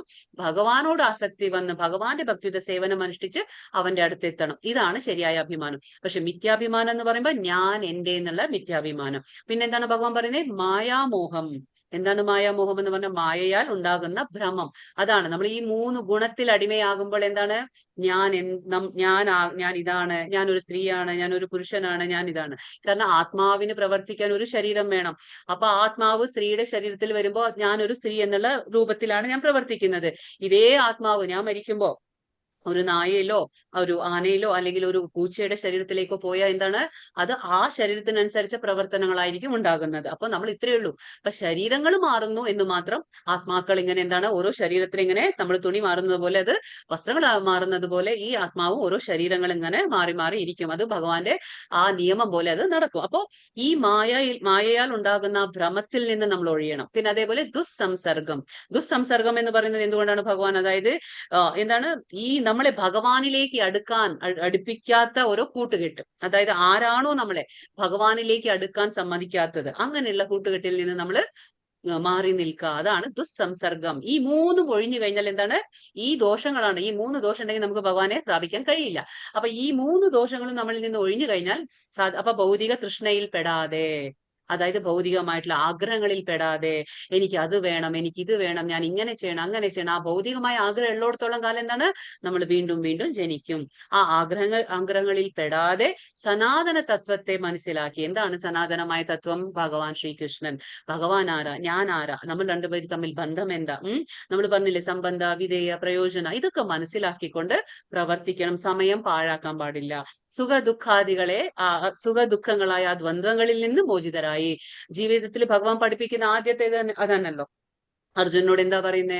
ശീതോഷ്ണ സുഖ ദുഃഖത ആഗമാപായിനോ നിത്യ താംസിതീക്ഷസ്വ ഭാരത. അതായത് സുഖവും ദുഃഖവും ഓരോ അവസ്ഥകളാണ്, ക്ഷണികങ്ങളായ അവസ്ഥകളാണ്. അത് മാറിക്കൊണ്ടിരിക്കും. കാലാവസ്ഥയെ പോലെ അതിലൊന്നും പരിഭ്രാന്തനാകാതെ നീയെ അതിനെ സഹിക്കാൻ പഠിക്കണം. അതാണ് ഈ ദ്വന്ദ്വങ്ങളിൽ നിന്നൊഴിഞ്ഞ്. ഇനിയിപ്പോ ഞാൻ ഒരു കർമ്മം ചെയ്യുമ്പോൾ അതിന്റെ ഫലം ജയമാണോ, തോൽവിയാണോ, എനിക്ക് ലാഭമാണോ, നഷ്ടമാണോ, സന്തുഷ്ടിയാണോ, സന്താപം, ഇതൊന്നും നമ്മൾ ചിന്തിക്കാതെ, ഇതാണ് ഇവിടെ ഭഗവാൻ പറഞ്ഞു തരുന്നത്. അപ്പൊ ഇതിൽ നിന്നെല്ലാം മോചിതരായി വിഭ്രാന്തരാകാതെ പരമപുരുഷന് സ്വയം സമർപ്പിക്കുന്നത് എങ്ങനെ? അത് നമുക്കറിയണം. ഈ വിദ്യ നമുക്ക് മനസ്സിലാകണം. വെറുതെ ഭഗവാന്റെ കാര്യങ്ങൾ കേട്ടുകൊണ്ട് നമുക്ക് മനസ്സിലാവോ ഭഗവാനെ സമർപ്പിക്കാൻ? നമുക്കൊരു കൂട്ടുകെട്ട് വേണം. അതാണ് ഈ ദുസ്സംസർഗം ഒഴിഞ്ഞ് നമുക്ക് ഭക്തജന സംസർഗം വേണം. ഭഗവാന്റെ കാര്യങ്ങളിൽ അറിവുള്ള ഒരാളെ നമ്മൾ കൂട്ടുപിടിക്കണം. എങ്കിൽ നമുക്ക് ഇതൊക്കെ കാര്യങ്ങൾ മനസ്സിലാവും. അങ്ങനെ അറിയുന്നവൻ എന്താണ്? പരമമായ ശാശ്വത സാമ്രാജ്യം പ്രാപിക്കും എന്നിവിടെ ഭഗവാൻ പറഞ്ഞു കൊടുക്കുകയാണ്. ഇതൊക്കെ 5 ശ്ലോകം വരെ ഇപ്പൊ ഭഗവാൻ നമുക്ക് ഈ ഭൗതിക വൃക്ഷത്തിൽ നിന്ന് എങ്ങനെയാണ് മോചനം നേടുന്നത് എന്ന് ഭഗവാൻ പറഞ്ഞത്. ഇനിയിപ്പോ ഭഗവാന്റെ ധാമം നമ്മൾ പറഞ്ഞു, ഗോലോക വൃന്ദാവന ധാമം. അത് എങ്ങനെയുള്ളതാണ്? അത് ഭഗവാൻ പറയാണ്. ന തദ്ഭാസയത്തെ സൂര്യോ ന ശശാങ്കോ ന പാവകഃ യദ്ഗത്വാ ന നിവർത്തന്തെ തദ്ധാമ പരമം മമ. ഭഗവാന്റെ കാര്യം ഇതാണ് പറയുന്നത്. യദ്ഗത്വാ ന നിവർത്തന്തെ തദ്ധാമ പരമം മമ. അതായത് ഒരിക്കലും അവിടെ എത്തിക്കഴിഞ്ഞാൽ തിരിച്ചു വരേണ്ട ആവശ്യമില്ല എന്നാണ് ഭഗവാൻ. ഇനിയിപ്പോ ഭഗവാന്റെ ധാമം എങ്ങനെയുള്ളതാണ്? അത് പറയാണ്. പരമമായ എന്റെ ആവാസസ്ഥാനത്ത് സൂര്യചന്ദ്രന്മാരോ അഗ്നിയോ വൈദ്യുതിയോ വെളിച്ചം വീശുന്നില്ല. അവിടെ ചെന്ന് എത്തിയവർ എന്താണ്? ഒരിക്കലും ഭൗതിക ലോകത്തിലേക്ക് തിരിച്ച് വരില്ല. ഇതാണ് ഭഗവാൻ പറഞ്ഞു തരുന്നത്. അപ്പൊ ഭഗവാന്റെ ധാമത്തിൽ എത്തിക്കഴിഞ്ഞാൽ നമുക്ക് ഇനി ഇങ്ങോട്ട് വരേണ്ട ആവശ്യമില്ല. കാരണം എന്താണ്? ഭഗവാന്റെ ധാമം ആധ്യാത്മ ലോകമാണ്, ആധ്യാത്മിക ലോകമാണ്, പരവ്യോമമാണ്. അപ്പൊ ആ ഭഗവാന്റെ ധാമത്തിൽ എത്തിക്കഴിഞ്ഞാൽ അവിടെ ആത്മീയങ്ങളായ പ്രവർത്തനങ്ങളുണ്ട്. അപ്പൊ നമുക്ക് ഒരിക്കലും ഈ ഭൗതികമായിട്ടുള്ള ശരീരമല്ല ഉണ്ടാകുന്നത്, ആത്മീയ ശരീരമായിരിക്കും. തിരിച്ചു നമുക്ക് ഇങ്ങോട്ട് വരേണ്ട ആവശ്യമില്ല. അവിടെ എങ്ങനെയാണ്? പ്രത്യേകത എന്താണ്? ഭഗവാൻ പറയുന്നു, അവിടെ സൂര്യനില്ല, അവിടെ ചന്ദ്രനില്ല, അവിടെ വൈദ്യുതി ഇല്ല, അവിടെ അഗ്നിയില്ല. കാരണം എന്താണ്? ഭഗവാന്റെ ശരീരത്തിന്റെ ആ വെളിച്ചം മാത്രം. ഭഗവാന്റെ ശരീരത്തിൽ നിന്ന് വരുന്ന ആ വെളിച്ചമാണ് ആ ധാമമെല്ലാം. അതേപോലെ വൈകുണ്ഠ ധാമങ്ങൾ മുഴുവനും പ്രകാശമാനമാക്കുന്നത് ഭഗവാന്റെ വെളിച്ചമാണ്, ശരീരത്തിലെ വെളിച്ചമാണ്. അപ്പോ ഈ ഭഗവാന്റെ ശരീരത്തിൽ നിന്ന് വരുന്ന ആ വെളിച്ചത്തിലാണ് നമ്മുടെ ജ്ഞാനികളെല്ലാം ആസക്തരാകുന്നത്. ഭഗവാന് രൂപമില്ല, ഭഗവാൻ ഒരു ജ്യോതിസാണ്, ഭഗവാൻ ഒരു പ്രകാശമാണെന്ന് വിചാരിക്കുന്നത്, അവിടെ ചെന്ന് ലയിക്കാൻ ആഗ്രഹിക്കുന്നത് ജ്ഞാനികൾ എന്താണ്? ഭഗവാന്റെ ശരീരത്തിൽ നിന്ന് വരുന്ന ആ വെളിച്ചമാണ്. ഇതാണ് ഭഗവാന്റെ ധാമത്തിന്റെ ഒരു പ്രത്യേകത എന്ന് ഭഗവാൻ പറയുന്നത്. അപ്പൊ ഭഗവാൻ 4-ാമത്തെ അധ്യായത്തിൽ 9-ാം ശ്ലോകത്തിലും പറയുന്നുണ്ട് അല്ലെ, ജന്മ കർമ്മ ചമേ ദിവ്യം ഏവം യോ വേത്തി തത്വതഃ ത്യക്ത്വാ ദേഹം പുനർജന്മം നൈതി മാമേതി സോർജുന. അതായത് എന്റെ ഭഗവാന്റെ അവതാരത്തെ കുറിച്ചും ഭഗവാന്റെ ദിവ്യ ലീലകളെ കുറിച്ചും ആരാണോ കേൾക്കുന്നത്, ആ ശ്രദ്ധയോടുകൂടി കേൾക്കുന്നത്, അങ്ങനെയുള്ളവർക്ക് എന്താണ്? വീണ്ടും ജനിക്കേണ്ട ആവശ്യമില്ല എന്ന് ഭഗവാൻ പറയുന്നു. അതുകൊണ്ടാണ് ഭഗവാന്റെ ജ്ഞാനം എന്താണ്? അതീന്ദ്രിയ ജ്ഞാനമാണ്. ഇനി നമ്മൾ എപ്പോഴും പറയാറുണ്ട്, നമ്മളെല്ലാം ഭഗവാന്റെ അംശമാണെന്നല്ലേ, എപ്പോഴും പറയും ഭഗവാന്റെ അംശമാണ്. അപ്പൊ ആ ശ്ലോകമാണ് ഇന്നിവിടെ മനസ്സിലാക്കാം. മമൈവാംശോ ജീവലോകേ ജീവഭൂത സനാതനഃ മനഃഷ്ഠാനി ഇന്ദ്രിയാണി പ്രകൃതിസ്ഥാനി കർഷതി. എന്റെ ശാശ്വത അംശങ്ങളാണ് ഈ ലോകത്തിലുള്ള ബദ്ധരായ സകല ജീവാത്മാക്കളും, അപ്പൊ ജീവസത്തകളും. അപ്പൊ ഇതിൽ നിന്ന് നമുക്ക് മനസ്സിലാക്കാൻ പറ്റും ഏത് ശ്ലോകത്തിലെ ഭഗവാൻ പറയുന്ന ഭഗവാന്റെ അംശമാണെന്ന്. 15:7. അപ്പൊ ഈ ശ്ലോകമാണ് ഭഗവാൻ പറയുന്നത് ഈ കാണുന്ന 84 ലക്ഷം ജീവജാലങ്ങൾ എന്താണ്? ഭഗവാന്റെ അംശമാണ്. അതുകൊണ്ടാണ് നമ്മുടെ ആത്മാവ് സനാതനമാകുന്നത്. എങ്ങനെ? നമുക്ക് ഭൗതികമായിട്ട് കിട്ടുന്ന ഈ ശരീരം നശിച്ചു പോകും, കാരണം എന്താണ്? പഞ്ചഭൂതങ്ങൾ കൊണ്ട് നിർമ്മിച്ചതായതുകൊണ്ട് നശിച്ചു പോകും. പക്ഷെ നശിക്കാത്ത ഉള്ളിലൊന്നുണ്ട്, ദേഹി. നമ്മൾ പറഞ്ഞില്ലേ, നവദ്വാരേ പുരേ വസതി ദേഹി. അതായത് 9 വാതിലുകളുള്ള ഈ നഗരത്തിൽ വസിക്കുന്നവൻ ആരാണ്? നമ്മൾ ക്ഷേത്രം, ക്ഷേത്രജ്ഞൻ, അതും മനസ്സിലാക്കി. അപ്പൊ ഈ ശരീരമാകുന്ന ക്ഷേത്രത്തിന്റെ ഉള്ളിൽ ആരാണ്? ക്ഷേത്രജ്ഞനുണ്ട്. അവിടെ ജീവാത്മാവുണ്ട്, അതിന്റെ കൂടെ തന്നെ പരമാത്മാവും ഉണ്ട്. അപ്പോ ഇവിടെ ഭഗവാൻ പറയുന്നു ഭഗവാന്റെ അംശങ്ങളാണ്. കാരണം ഭഗവാന്റെ അംശമായതുകൊണ്ട് എന്താണ്? ഗുണത്തിൽ ഒന്നാണ്, പക്ഷെ നമ്മൾ അളവിൽ വ്യത്യാസമാണ്. അത് മനസ്സിലാക്കണം. അപ്പൊ ഭഗവാന്റെ അംശം സനാതനമാണ്. ഒരിക്കലും നമ്മൾ പറഞ്ഞില്ല, ആത്മാവിന്റെ പ്രത്യേകത അത് നശിപ്പിക്കാൻ കഴിയില്ല നമുക്ക്. ആയുധങ്ങൾ കൊണ്ട് മുറിക്കാനോ, വെള്ളത്തിന് നനയ്ക്കാനോ, കാറ്റിന് ശോഷിപ്പിക്കാനോ ഒന്നും കഴിയില്ല. അതുകൊണ്ട് എന്താണ്? അതാണ് പ്രത്യേകത ആത്മാവിന്റെ. അതിന് എന്താ പറയാ, അത് ജനിക്കുന്നില്ല, അത് നശിക്കുന്നില്ല. അങ്ങനെയാണ് ആത്മ. കാരണം എന്താണ്? ഭഗവാന്റെ അംശമായതുകൊണ്ട്. പക്ഷെ ഭൗതിക പ്രപഞ്ചത്തിൽ വരുമ്പോൾ ഗുണങ്ങളുടെ സമ്പർക്കത്തിൽ അത് മലിനീകരിച്ചു പോവുകയാണ്. അത് അങ്ങനെയാണ് സംഭവിക്കുന്നത്. അപ്പൊ അതാണ് ബന്ധനത്തിലാകുന്നത്. അപ്പൊ ഭഗവാൻ പറയുന്നു ബദ്ധമായ ജീവിതം നയിക്കുകയാൽ മനസ്സുൾപ്പെടെയുള്ള 6 ഇന്ദ്രിയങ്ങളും ഉപയോഗിച്ച് അവർ കഠിന അധ്വാനം ചെയ്യുകയാണ്. ഭഗവാൻ ഇപ്പൊ ഭഗവാൻ തന്നു, നമുക്കെല്ലാം തന്നു. നമ്മൾ 24 ഘടകങ്ങൾ പറഞ്ഞില്ലേ മഹത്തത്വത്തില്? 5 കർമ്മേന്ദ്രിയങ്ങൾ, 5 ജ്ഞാനേന്ദ്രിയം, പഞ്ചമഹാഭൂതങ്ങൾ, ബുദ്ധി, മനസ്സ്, നിത്യ അഹങ്കാരം, 3 ഗുണങ്ങൾ, ഇതൊക്കെ ഭഗവാൻ തന്നു. അപ്പൊ ഭഗവാൻ എന്താ പറയുന്നത് ഇവിടെ? 5 ഇന്ദ്രിയങ്ങൾ, അതായത് 5 ഇന്ദ്രിയങ്ങൾ ഏതൊക്കെയാ? നമ്മൾ പറഞ്ഞു, കണ്ണ്, മൂക്ക്, നാക്ക്, ത്വക്ക്, ചെവി, ജ്ഞാനേന്ദ്രിയങ്ങൾ. ഇതും ഉപയോഗിച്ച് അതിന്റെ കൂടെ എന്തുണ്ട്? മനസ്സുൾപ്പെടെ. മനസ്സും ഒരു ഇന്ദ്രിയമാണ്. എന്താണ്? അന്തരേന്ദ്രിയ. മനസ്സിനെ അന്തരേന്ദ്രിയ, ഇന്റേണൽ സെൻസ് എന്ന് പറയും, സെൻസ് ഓർഗൺ. അപ്പൊ ഇന്റേണൽ സെൻസ്, അതപ്പോ മനസ്സ് അന്തരേന്ദ്രിയ. അതും കൂടിയിട്ട് എന്താണ്? 6 ഇന്ദ്രിയങ്ങൾ ഉപയോഗിച്ച് ഈ ജീവാത്മാക്കൾ, ഈ ജീവസത്തകൾ എന്താ ചെയ്യുന്നത്? കഠിന അധ്വാനം ചെയ്യുകയാണ്. മനഃഷ്ടാനീന്ദ്രിയാണി പ്രകൃതി സ്ഥാനികർഷതി. അതെന്തുകൊണ്ടാണ്? നമുക്ക് ഈ ഭൗതിക പ്രപഞ്ചമുണ്ട്, ഭഗവാൻ സൃഷ്ടിച്ചു. നമ്മൾ എന്താണ്? ഈ 6 ഇന്ദ്രിയങ്ങൾ ഉപയോഗിച്ചുകൊണ്ട് നമുക്ക് കാഴ്ച ഉണ്ടല്ലേ? കണ്ണുകൊണ്ട് നമ്മൾ കാണുന്നു, ചെവി കൊണ്ട് നമ്മൾ കേൾക്കുന്നു. അപ്പൊ നമുക്ക് ഓരോന്നും കാണുമ്പോൾ ഭൗതിക പ്രകൃതിയിലെ നമുക്ക് ഇഷ്ടം തോന്നാണ്, നമുക്ക് അതിലെ ആധിപത്യ ഭ്രമം വരികയാണ്. ഇതാണ് ഇല്യൂഷൻ, മായ എന്ന് പറയുന്നത്. അപ്പൊ ആധിപത്യ ഭ്രമം വരികയാണ്. അപ്പൊ ഞാൻ ഇവിടെ നിൽക്കണം, ഞാൻ ഇതിന്റെ യജമാനനാണ്, ഞാൻ ഇവിടെ അതിനെ ഭരിക്കണം, അതിനെ കീഴടക്കണം എന്നുള്ള തോന്നലൊക്കെ വരുമ്പോ നമ്മള് ആ പ്രകൃതിയെ ആ പ്രകൃതിയിൽ ചേർന്ന് നമ്മൾ കഠിന അധ്വാനം ചെയ്യാണ് ഇവിടെ. അപ്പൊ അതുകൊണ്ടാണ് നമ്മളിവിടെ സ്ഥിരമായി നിൽക്കുന്നത്. നമ്മൾ ഭഗവാനെ ഓർക്കുന്നത് പോലും ഇല്ല. ഇപ്പൊ നമ്മൾ പറഞ്ഞു ഭഗവാന്റെ അംശം ആയതുകൊണ്ട് നമുക്ക് ഭഗവാന്റെ ഗുണങ്ങളൊക്കെ ഉണ്ട്, പക്ഷെ അളവിലല്ല. എങ്ങനെയാന്ന് വെച്ചാൽ ഇപ്പോ ഞാൻ നേരത്തെ പറഞ്ഞു, അതായത് സമുദ്രത്തിലെ വെള്ളം, കടലിലെ വെള്ളം നമ്മൾ എടുക്കുമ്പോൾ അതിന് ഉപ്പ് രസം ഉണ്ടായിരിക്കും. അത് നമ്മൾ എടുത്തു മാറ്റുമ്പോ എന്താണ്? നമ്മുടെ കയ്യിലുള്ള ആ വെള്ളത്തിന് എന്താണ്? ഉപ്പ് രസം ഉണ്ട്. കാരണം സമുദ്രത്തിൽ നിന്ന് എടുത്തതായതുകൊണ്ട് ആ ഗുണമുണ്ട്. പക്ഷെ നമ്മുടെ കയ്യിലുള്ള വെള്ളം നമ്മൾ പറയാൻ പറ്റില്ല ഇത് സമുദ്രമാണെന്ന്. അളവില് വ്യത്യാസമുണ്ട്. അതാണ് ഇവിടെ പ്രത്യേകത. ഭഗവാൻ പറയുന്നത് ഭഗവാന്റെ ഗുണം നമുക്കുണ്ട്. ആ ഗുണത്തിൽ ഒന്നാണ് സ്വാതന്ത്ര്യം. ഭഗവാൻ എന്താണ്? ഭഗവാനെ നമ്മൾ സ്വരാട്ട് എന്ന് വിളിക്കും. എന്താണ് സ്വരാട്ട് എന്ന് പറഞ്ഞാൽ? സ്വതന്ത്രനാണ് ഭഗവാൻ. അപ്പൊ അവന്റെ ആ ഗുണം നമുക്കും ഉള്ളത് കൊണ്ട് ഭഗവാൻ നമുക്കും സ്വാതന്ത്ര്യം തന്നിട്ടുണ്ട്. പക്ഷെ പരിമിതിയുള്ള സ്വാതന്ത്ര്യം. നമുക്ക് എന്താണ്? ലിമിറ്റഡ് ആണ്. നമുക്ക് സ്വാതന്ത്ര്യം പരിമിതിയുണ്ട്. ആ പരിമിതി എന്താണ്? നമുക്ക് ഏത് ഗുണം വേണമെങ്കിലും തിരഞ്ഞെടുക്കാം. ഇനിയിപ്പോ ഈ ഗുണം വേണ്ട, എനിക്ക് ഭഗവാൻ മതി എന്ന് അതും തിരഞ്ഞെടുക്കാം. അതായത് 3 ഗുണങ്ങളും എനിക്ക് വേണ്ട, എനിക്ക് ഭഗവാനെ മതി എന്ന് പറയുമ്പോൾ അതുകൊണ്ടാണ് നമ്മൾ തടസ്ഥ ശക്തി, നമ്മൾ എന്താ പറയുന്നത്? തടസ്ഥ ശക്തി. കാരണം ഈ ഒരു ചോയ്സ് നമുക്കുണ്ട്. അപ്പൊ നമുക്ക് ഭഗവാന്റെ മായാശക്തിയിൽ വേണമെങ്കിലും നിൽക്കാം, അല്ല എങ്കിൽ ഭഗവാന്റെ അന്തരംഗ ശക്തിയിൽ വേണമെങ്കിലും നമുക്ക് നിൽക്കാം. പക്ഷെ നമ്മൾ ഭക്തിത സേവനം ചെയ്യുമ്പോൾ ഭഗവാന്റെ അന്തരംഗ ശക്തി നമുക്ക് സംരക്ഷണം നൽകും. അല്ല എങ്കിൽ നമുക്ക് മായയുടെ പിടിയിലായിരിക്കും, നമ്മള് മായാശക്തിയുടെ പിടിയിലാണ്. അപ്പൊ നമുക്ക് ഏതെങ്കിലും ഒന്നിനെ സേവനം അനുഷ്ഠിച്ചേ മതിയാവുള്ളൂ. അത് ഏത് എന്നുള്ള സ്വാതന്ത്ര്യം നമുക്ക് ഭഗവാൻ തന്നിട്ടുണ്ട്. ഇതാണ് ഇവിടെ പറയുന്നത്. അപ്പൊ ഈ ശ്ലോകത്തിൽ പിന്നെ ഇപ്പൊ നമ്മൾ പറഞ്ഞു ഭഗവാന്റെ അംശങ്ങളാണ് നമ്മൾ ഈ ജീവസത്തകൾ എന്ന്. അപ്പൊ എങ്ങനെയാണ്? ഇപ്പൊ നമുക്കൊരു തീ കാണുമ്പോൾ, അതായത് തീയിൽ എന്താണ്? തീപ്പൊരികൾ കാണും അല്ലെ? അപ്പൊ ഈ തീപ്പൊരികളൊക്കെ വന്നത് എവിടെ നിന്നാണ്? തീയിൽ നിന്നാണ് ഈ തീപ്പൊരികൾ വരുന്നത്. അപ്പൊ ഈ തീപ്പൊരിയിലെ നമുക്ക് ആ ഗുണം ഉണ്ടാവും. ഏതാണ്? തീയിന്റെ ആ ഗുണം ഉണ്ടാവും. എന്താണ്? ആ ഹീറ്റ് ആൻഡ് ലൈറ്റ് എന്ന് നമ്മൾ പറയും. അതിന്റെ ചൂടും അതിന്റെ ആ വെളിച്ചവും, ഈ തീയിന്റെ ഗുണമാണ് ചൂടും വെളിച്ചവും എന്നുള്ളത്. അപ്പൊ അത് ആ തീപ്പൊരികളിൽ ഉണ്ടായിരിക്കും. പക്ഷെ എന്നും പറഞ്ഞ് നമ്മൾ ആ തീപ്പൊരിയെ ഒരിക്കലും നമ്മൾ തീ എന്ന് പറയില്ല. കാരണം എന്താണ്? അത് ആ തീയിൽ നിന്നും വന്നിട്ടുള്ള ഒരു അംശമാണ്, അംശം മാത്രം. അപ്പൊ ഗുണം ഉണ്ടായിരിക്കും അതില്. അംശമായതുകൊണ്ട് എന്താണ്? ആ ഗുണമുണ്ട്. പക്ഷെ അതിനെ നമ്മൾ തീ എന്ന് വിളിക്കില്ല. അതേപോലെ തന്നെ നമ്മൾ ഈ തീ ഭഗവാനാണെങ്കിൽ ആ തീപ്പൊരികളാകുന്നത് ആരാണ്? നമ്മളെല്ലാവരും. അതായത് ഈ ജീവാത്മാക്കൾ എന്താണ്? നമ്മൾ തീപ്പൊരികളാണ് ആകുന്നത്. അത് നമ്മൾ മനസ്സിലാക്കണം. അപ്പോ ഭഗവാന്റെ വിസ്തരണങ്ങൾ നമ്മൾ പറഞ്ഞു അല്ലെ. ഭഗവാൻ എങ്ങനെയാണ് വിസ്തരിക്കുന്നത്? ആദ്യം വരുന്നത് ആരാണ്? നമുക്ക് ബലരാമൻ വരുന്നുണ്ട് അല്ലെ. ഭഗവാന്റെ ആദ്യത്തെ വിസ്തരണമാണ് ബലരാമൻ. അപ്പൊ അതേപോലെ ഭഗവാന്റെ സ്വാംശ വിസ്തരണം എന്നുണ്ട്, പിന്നെ വിഭിന്നാംശങ്ങൾ എന്നുണ്ട്. സ്വാംശ വിസ്തരണം എന്ന് പറയുമ്പോൾ അവിടെ ആരാണ്? ഭഗവാന്റെ വിഷ്ണു തത്വങ്ങളെല്ലാം വരുന്നു. ശ്രീരാമൻ, നരസിംഹൻ ഇങ്ങനെയൊക്കെ വരുന്നതൊക്കെ എന്താണ്? ഭഗവാന്റെ വിഷ്ണു തത്വങ്ങളാണ്. പക്ഷെ അതേപോലെ വിഭിന്നാംശം എന്ന് പറയുമ്പോൾ ജീവസത്തകൾ, നമ്മളൊക്കെ എന്താണ്? ഭഗവാന്റെ വിഭിന്ന അംശങ്ങളാണ്. ഭഗവാന്റെ മറ്റത് വിഷ്ണു തത്വങ്ങൾ, അതെങ്കിൽ സ്വ അംശം, ഭഗവാന്റെ സ്വ അംശമാണ്.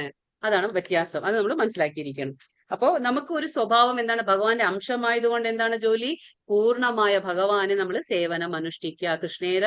അതാണ് കൃഷ്ണേര ദാസന, നമ്മൾ കൃഷ്ണന്റെ ദാസന്മാരാണ്. അപ്പൊ ജീവേര സ്വരൂപായ കൃഷ്ണേര നിത്യദാസ, നമ്മൾ സേവനം അനുഷ്ഠിക്കണം എന്നുള്ളതാണ് നമ്മുടെ ജോലി. ശരീരം യഥവാപ്നോതി യച്ഛാപ്യുത്ക്രാമത് ഈശ്വരഃ ഗൃഹീത്വൈതാനി സംയാന്തി വായുർഗന്ധാനി വാശയത്.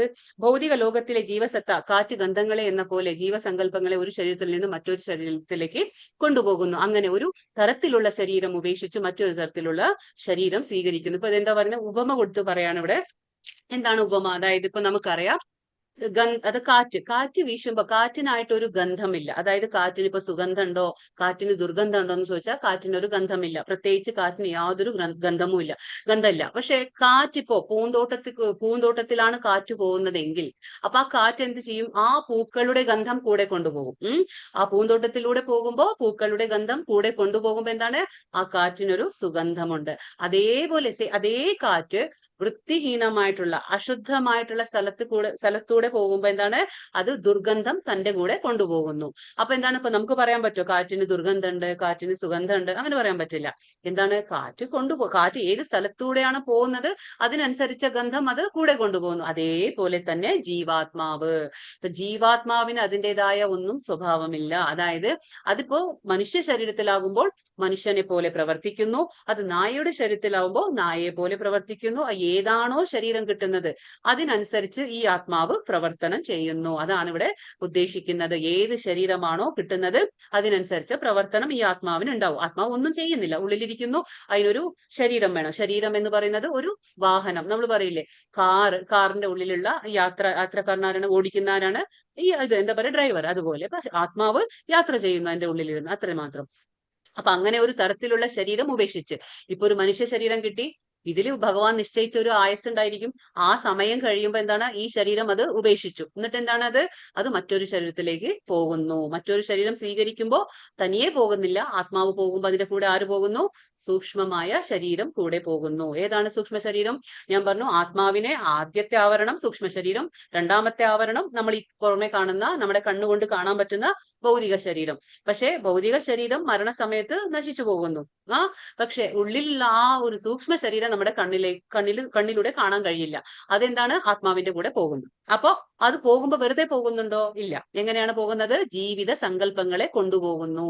അപ്പൊ എന്താണ് ഈ ജീവിത സങ്കല്പം എന്ന് പറയുമ്പോൾ, ഇപ്പൊ ഞാൻ ഒരു മനുഷ്യ സ്ത്രീ ആകുമ്പോൾ, ഇപ്പൊ എനിക്ക് എന്താണ്? ഞാൻ സ്ത്രീ ആകുമ്പോൾ എനിക്ക് എന്റേതായ സങ്കല്പങ്ങൾ ഉണ്ടായിരിക്കും. അതായത് എനിക്ക് എന്റേതായ ആഗ്രഹങ്ങൾ ഉണ്ടായിരിക്കും, എനിക്ക് ഒരുപാട് മോഹങ്ങൾ ഉണ്ടായിരിക്കാം, എന്റെ ഒരുപാട് ഇച്ഛകൾ ഉണ്ടായിരിക്കാം, ഒരുപാട് അവസ്ഥകളിലൂടെ ഞാൻ കടന്നു പോകുന്നു. അപ്പൊ ഞാൻ മരിക്കുന്ന സമയത്ത് എന്റെ ഒരുപാട് ചിന്തകൾ ഉണ്ടായിരിക്കാം, എന്റെ ഒരുപാട് ആസൂത്രണങ്ങൾ ഉണ്ടായിരിക്കാം, ഒരുപാട് എന്റെ മനസ്സിൽ വികാരങ്ങൾ ഉണ്ടായിരിക്കാം. ഞാൻ മരിക്കുമ്പോ എന്താണ്? ഈ ദേഹം പോയി, പക്ഷെ ഉള്ളിലുള്ള ആത്മാവും പിന്നെ സൂക്ഷ്മ ശരീരവും ഉണ്ട്. അപ്പൊ ആ സൂക്ഷ്മ ശരീരത്തിൽ എന്താണുള്ളത്? മനസ്സ്, ബുദ്ധി, മിഥ്യാഹങ്കാരം. അപ്പൊ എന്താ ചെയ്യുന്നേ? ആ ആത്മാവ് പുറത്തേക്ക് വരുമ്പോ സൂക്ഷ്മ ശരീരവും കൂടെ വരികയാണ്. പക്ഷെ എന്തുകൊണ്ട് വരുന്നുണ്ട്? എന്റെ മരണസമയത്ത് എന്തായിരുന്നു വികാരങ്ങൾ, എന്റെ മരണസമയത്ത് എന്റെ കർമ്മങ്ങൾ എന്തൊക്കെയായിരുന്നു, ആ കർമ്മത്തിന്റെ ഓരോ ഫലങ്ങൾ എന്താണ്, നല്ലതും ചീത്തയുമായ കർമ്മ ഫലങ്ങൾ ഉണ്ടാവും. അതൊക്കെ എടുത്തിട്ടാണ് പോകുന്നത്. ഇനി എന്നാണോ ഭഗവാന്റെ ആ നിയമം പോലെ ഇനി എനിക്ക് എന്നാണോ വേറൊരു മനുഷ്യ ശരീരം കിട്ടുന്നത്, അപ്പോഴാണ് എന്റെ കർമ്മങ്ങളുടെ ഫലങ്ങളെല്ലാം പുറത്തേക്ക് വരുന്നത്. അപ്പോഴാണ് ഭഗവാൻ എന്റെ സമയാസമയത്ത് നമ്മുടെ നല്ലതും ചീത്തയുമായ കർമ്മങ്ങളുടെ ഫലങ്ങൾ ഇങ്ങനെ നമുക്ക് ഇട്ടുതരും. അതാണ് നമ്മൾ സുഖമായിട്ടും ദുഃഖമായിട്ടും ഒക്കെ നമ്മൾ അനുഭവിക്കുന്നത്. കഴിഞ്ഞ ജന്മത്തില് നമ്മൾ എവിടെയോ ആയിരുന്നു, എന്തോ ആയിരുന്നു, അതിന്റെ കർമ്മങ്ങളിൽ നമ്മൾ ഒരുപാട് കർമ്മങ്ങൾ ചെയ്തു കൂട്ടി, അതിന്റെ പുണ്യവും പാപത്തിന്റെ ഒക്കെ ഫലമാണ് ഈ ജന്മത്തിൽ നമ്മൾ അനുഭവിച്ചുകൊണ്ടിരിക്കുന്നത്. ഇങ്ങനെയാണ് പറയുന്നത് ജീവിത സങ്കല്പങ്ങളെ ഒരു ശരീരത്തിൽ നിന്ന് മറ്റൊരു ശരീരത്തിലേക്ക് അത് കൊണ്ടുപോകുന്നു എന്ന് പറയുന്നത്.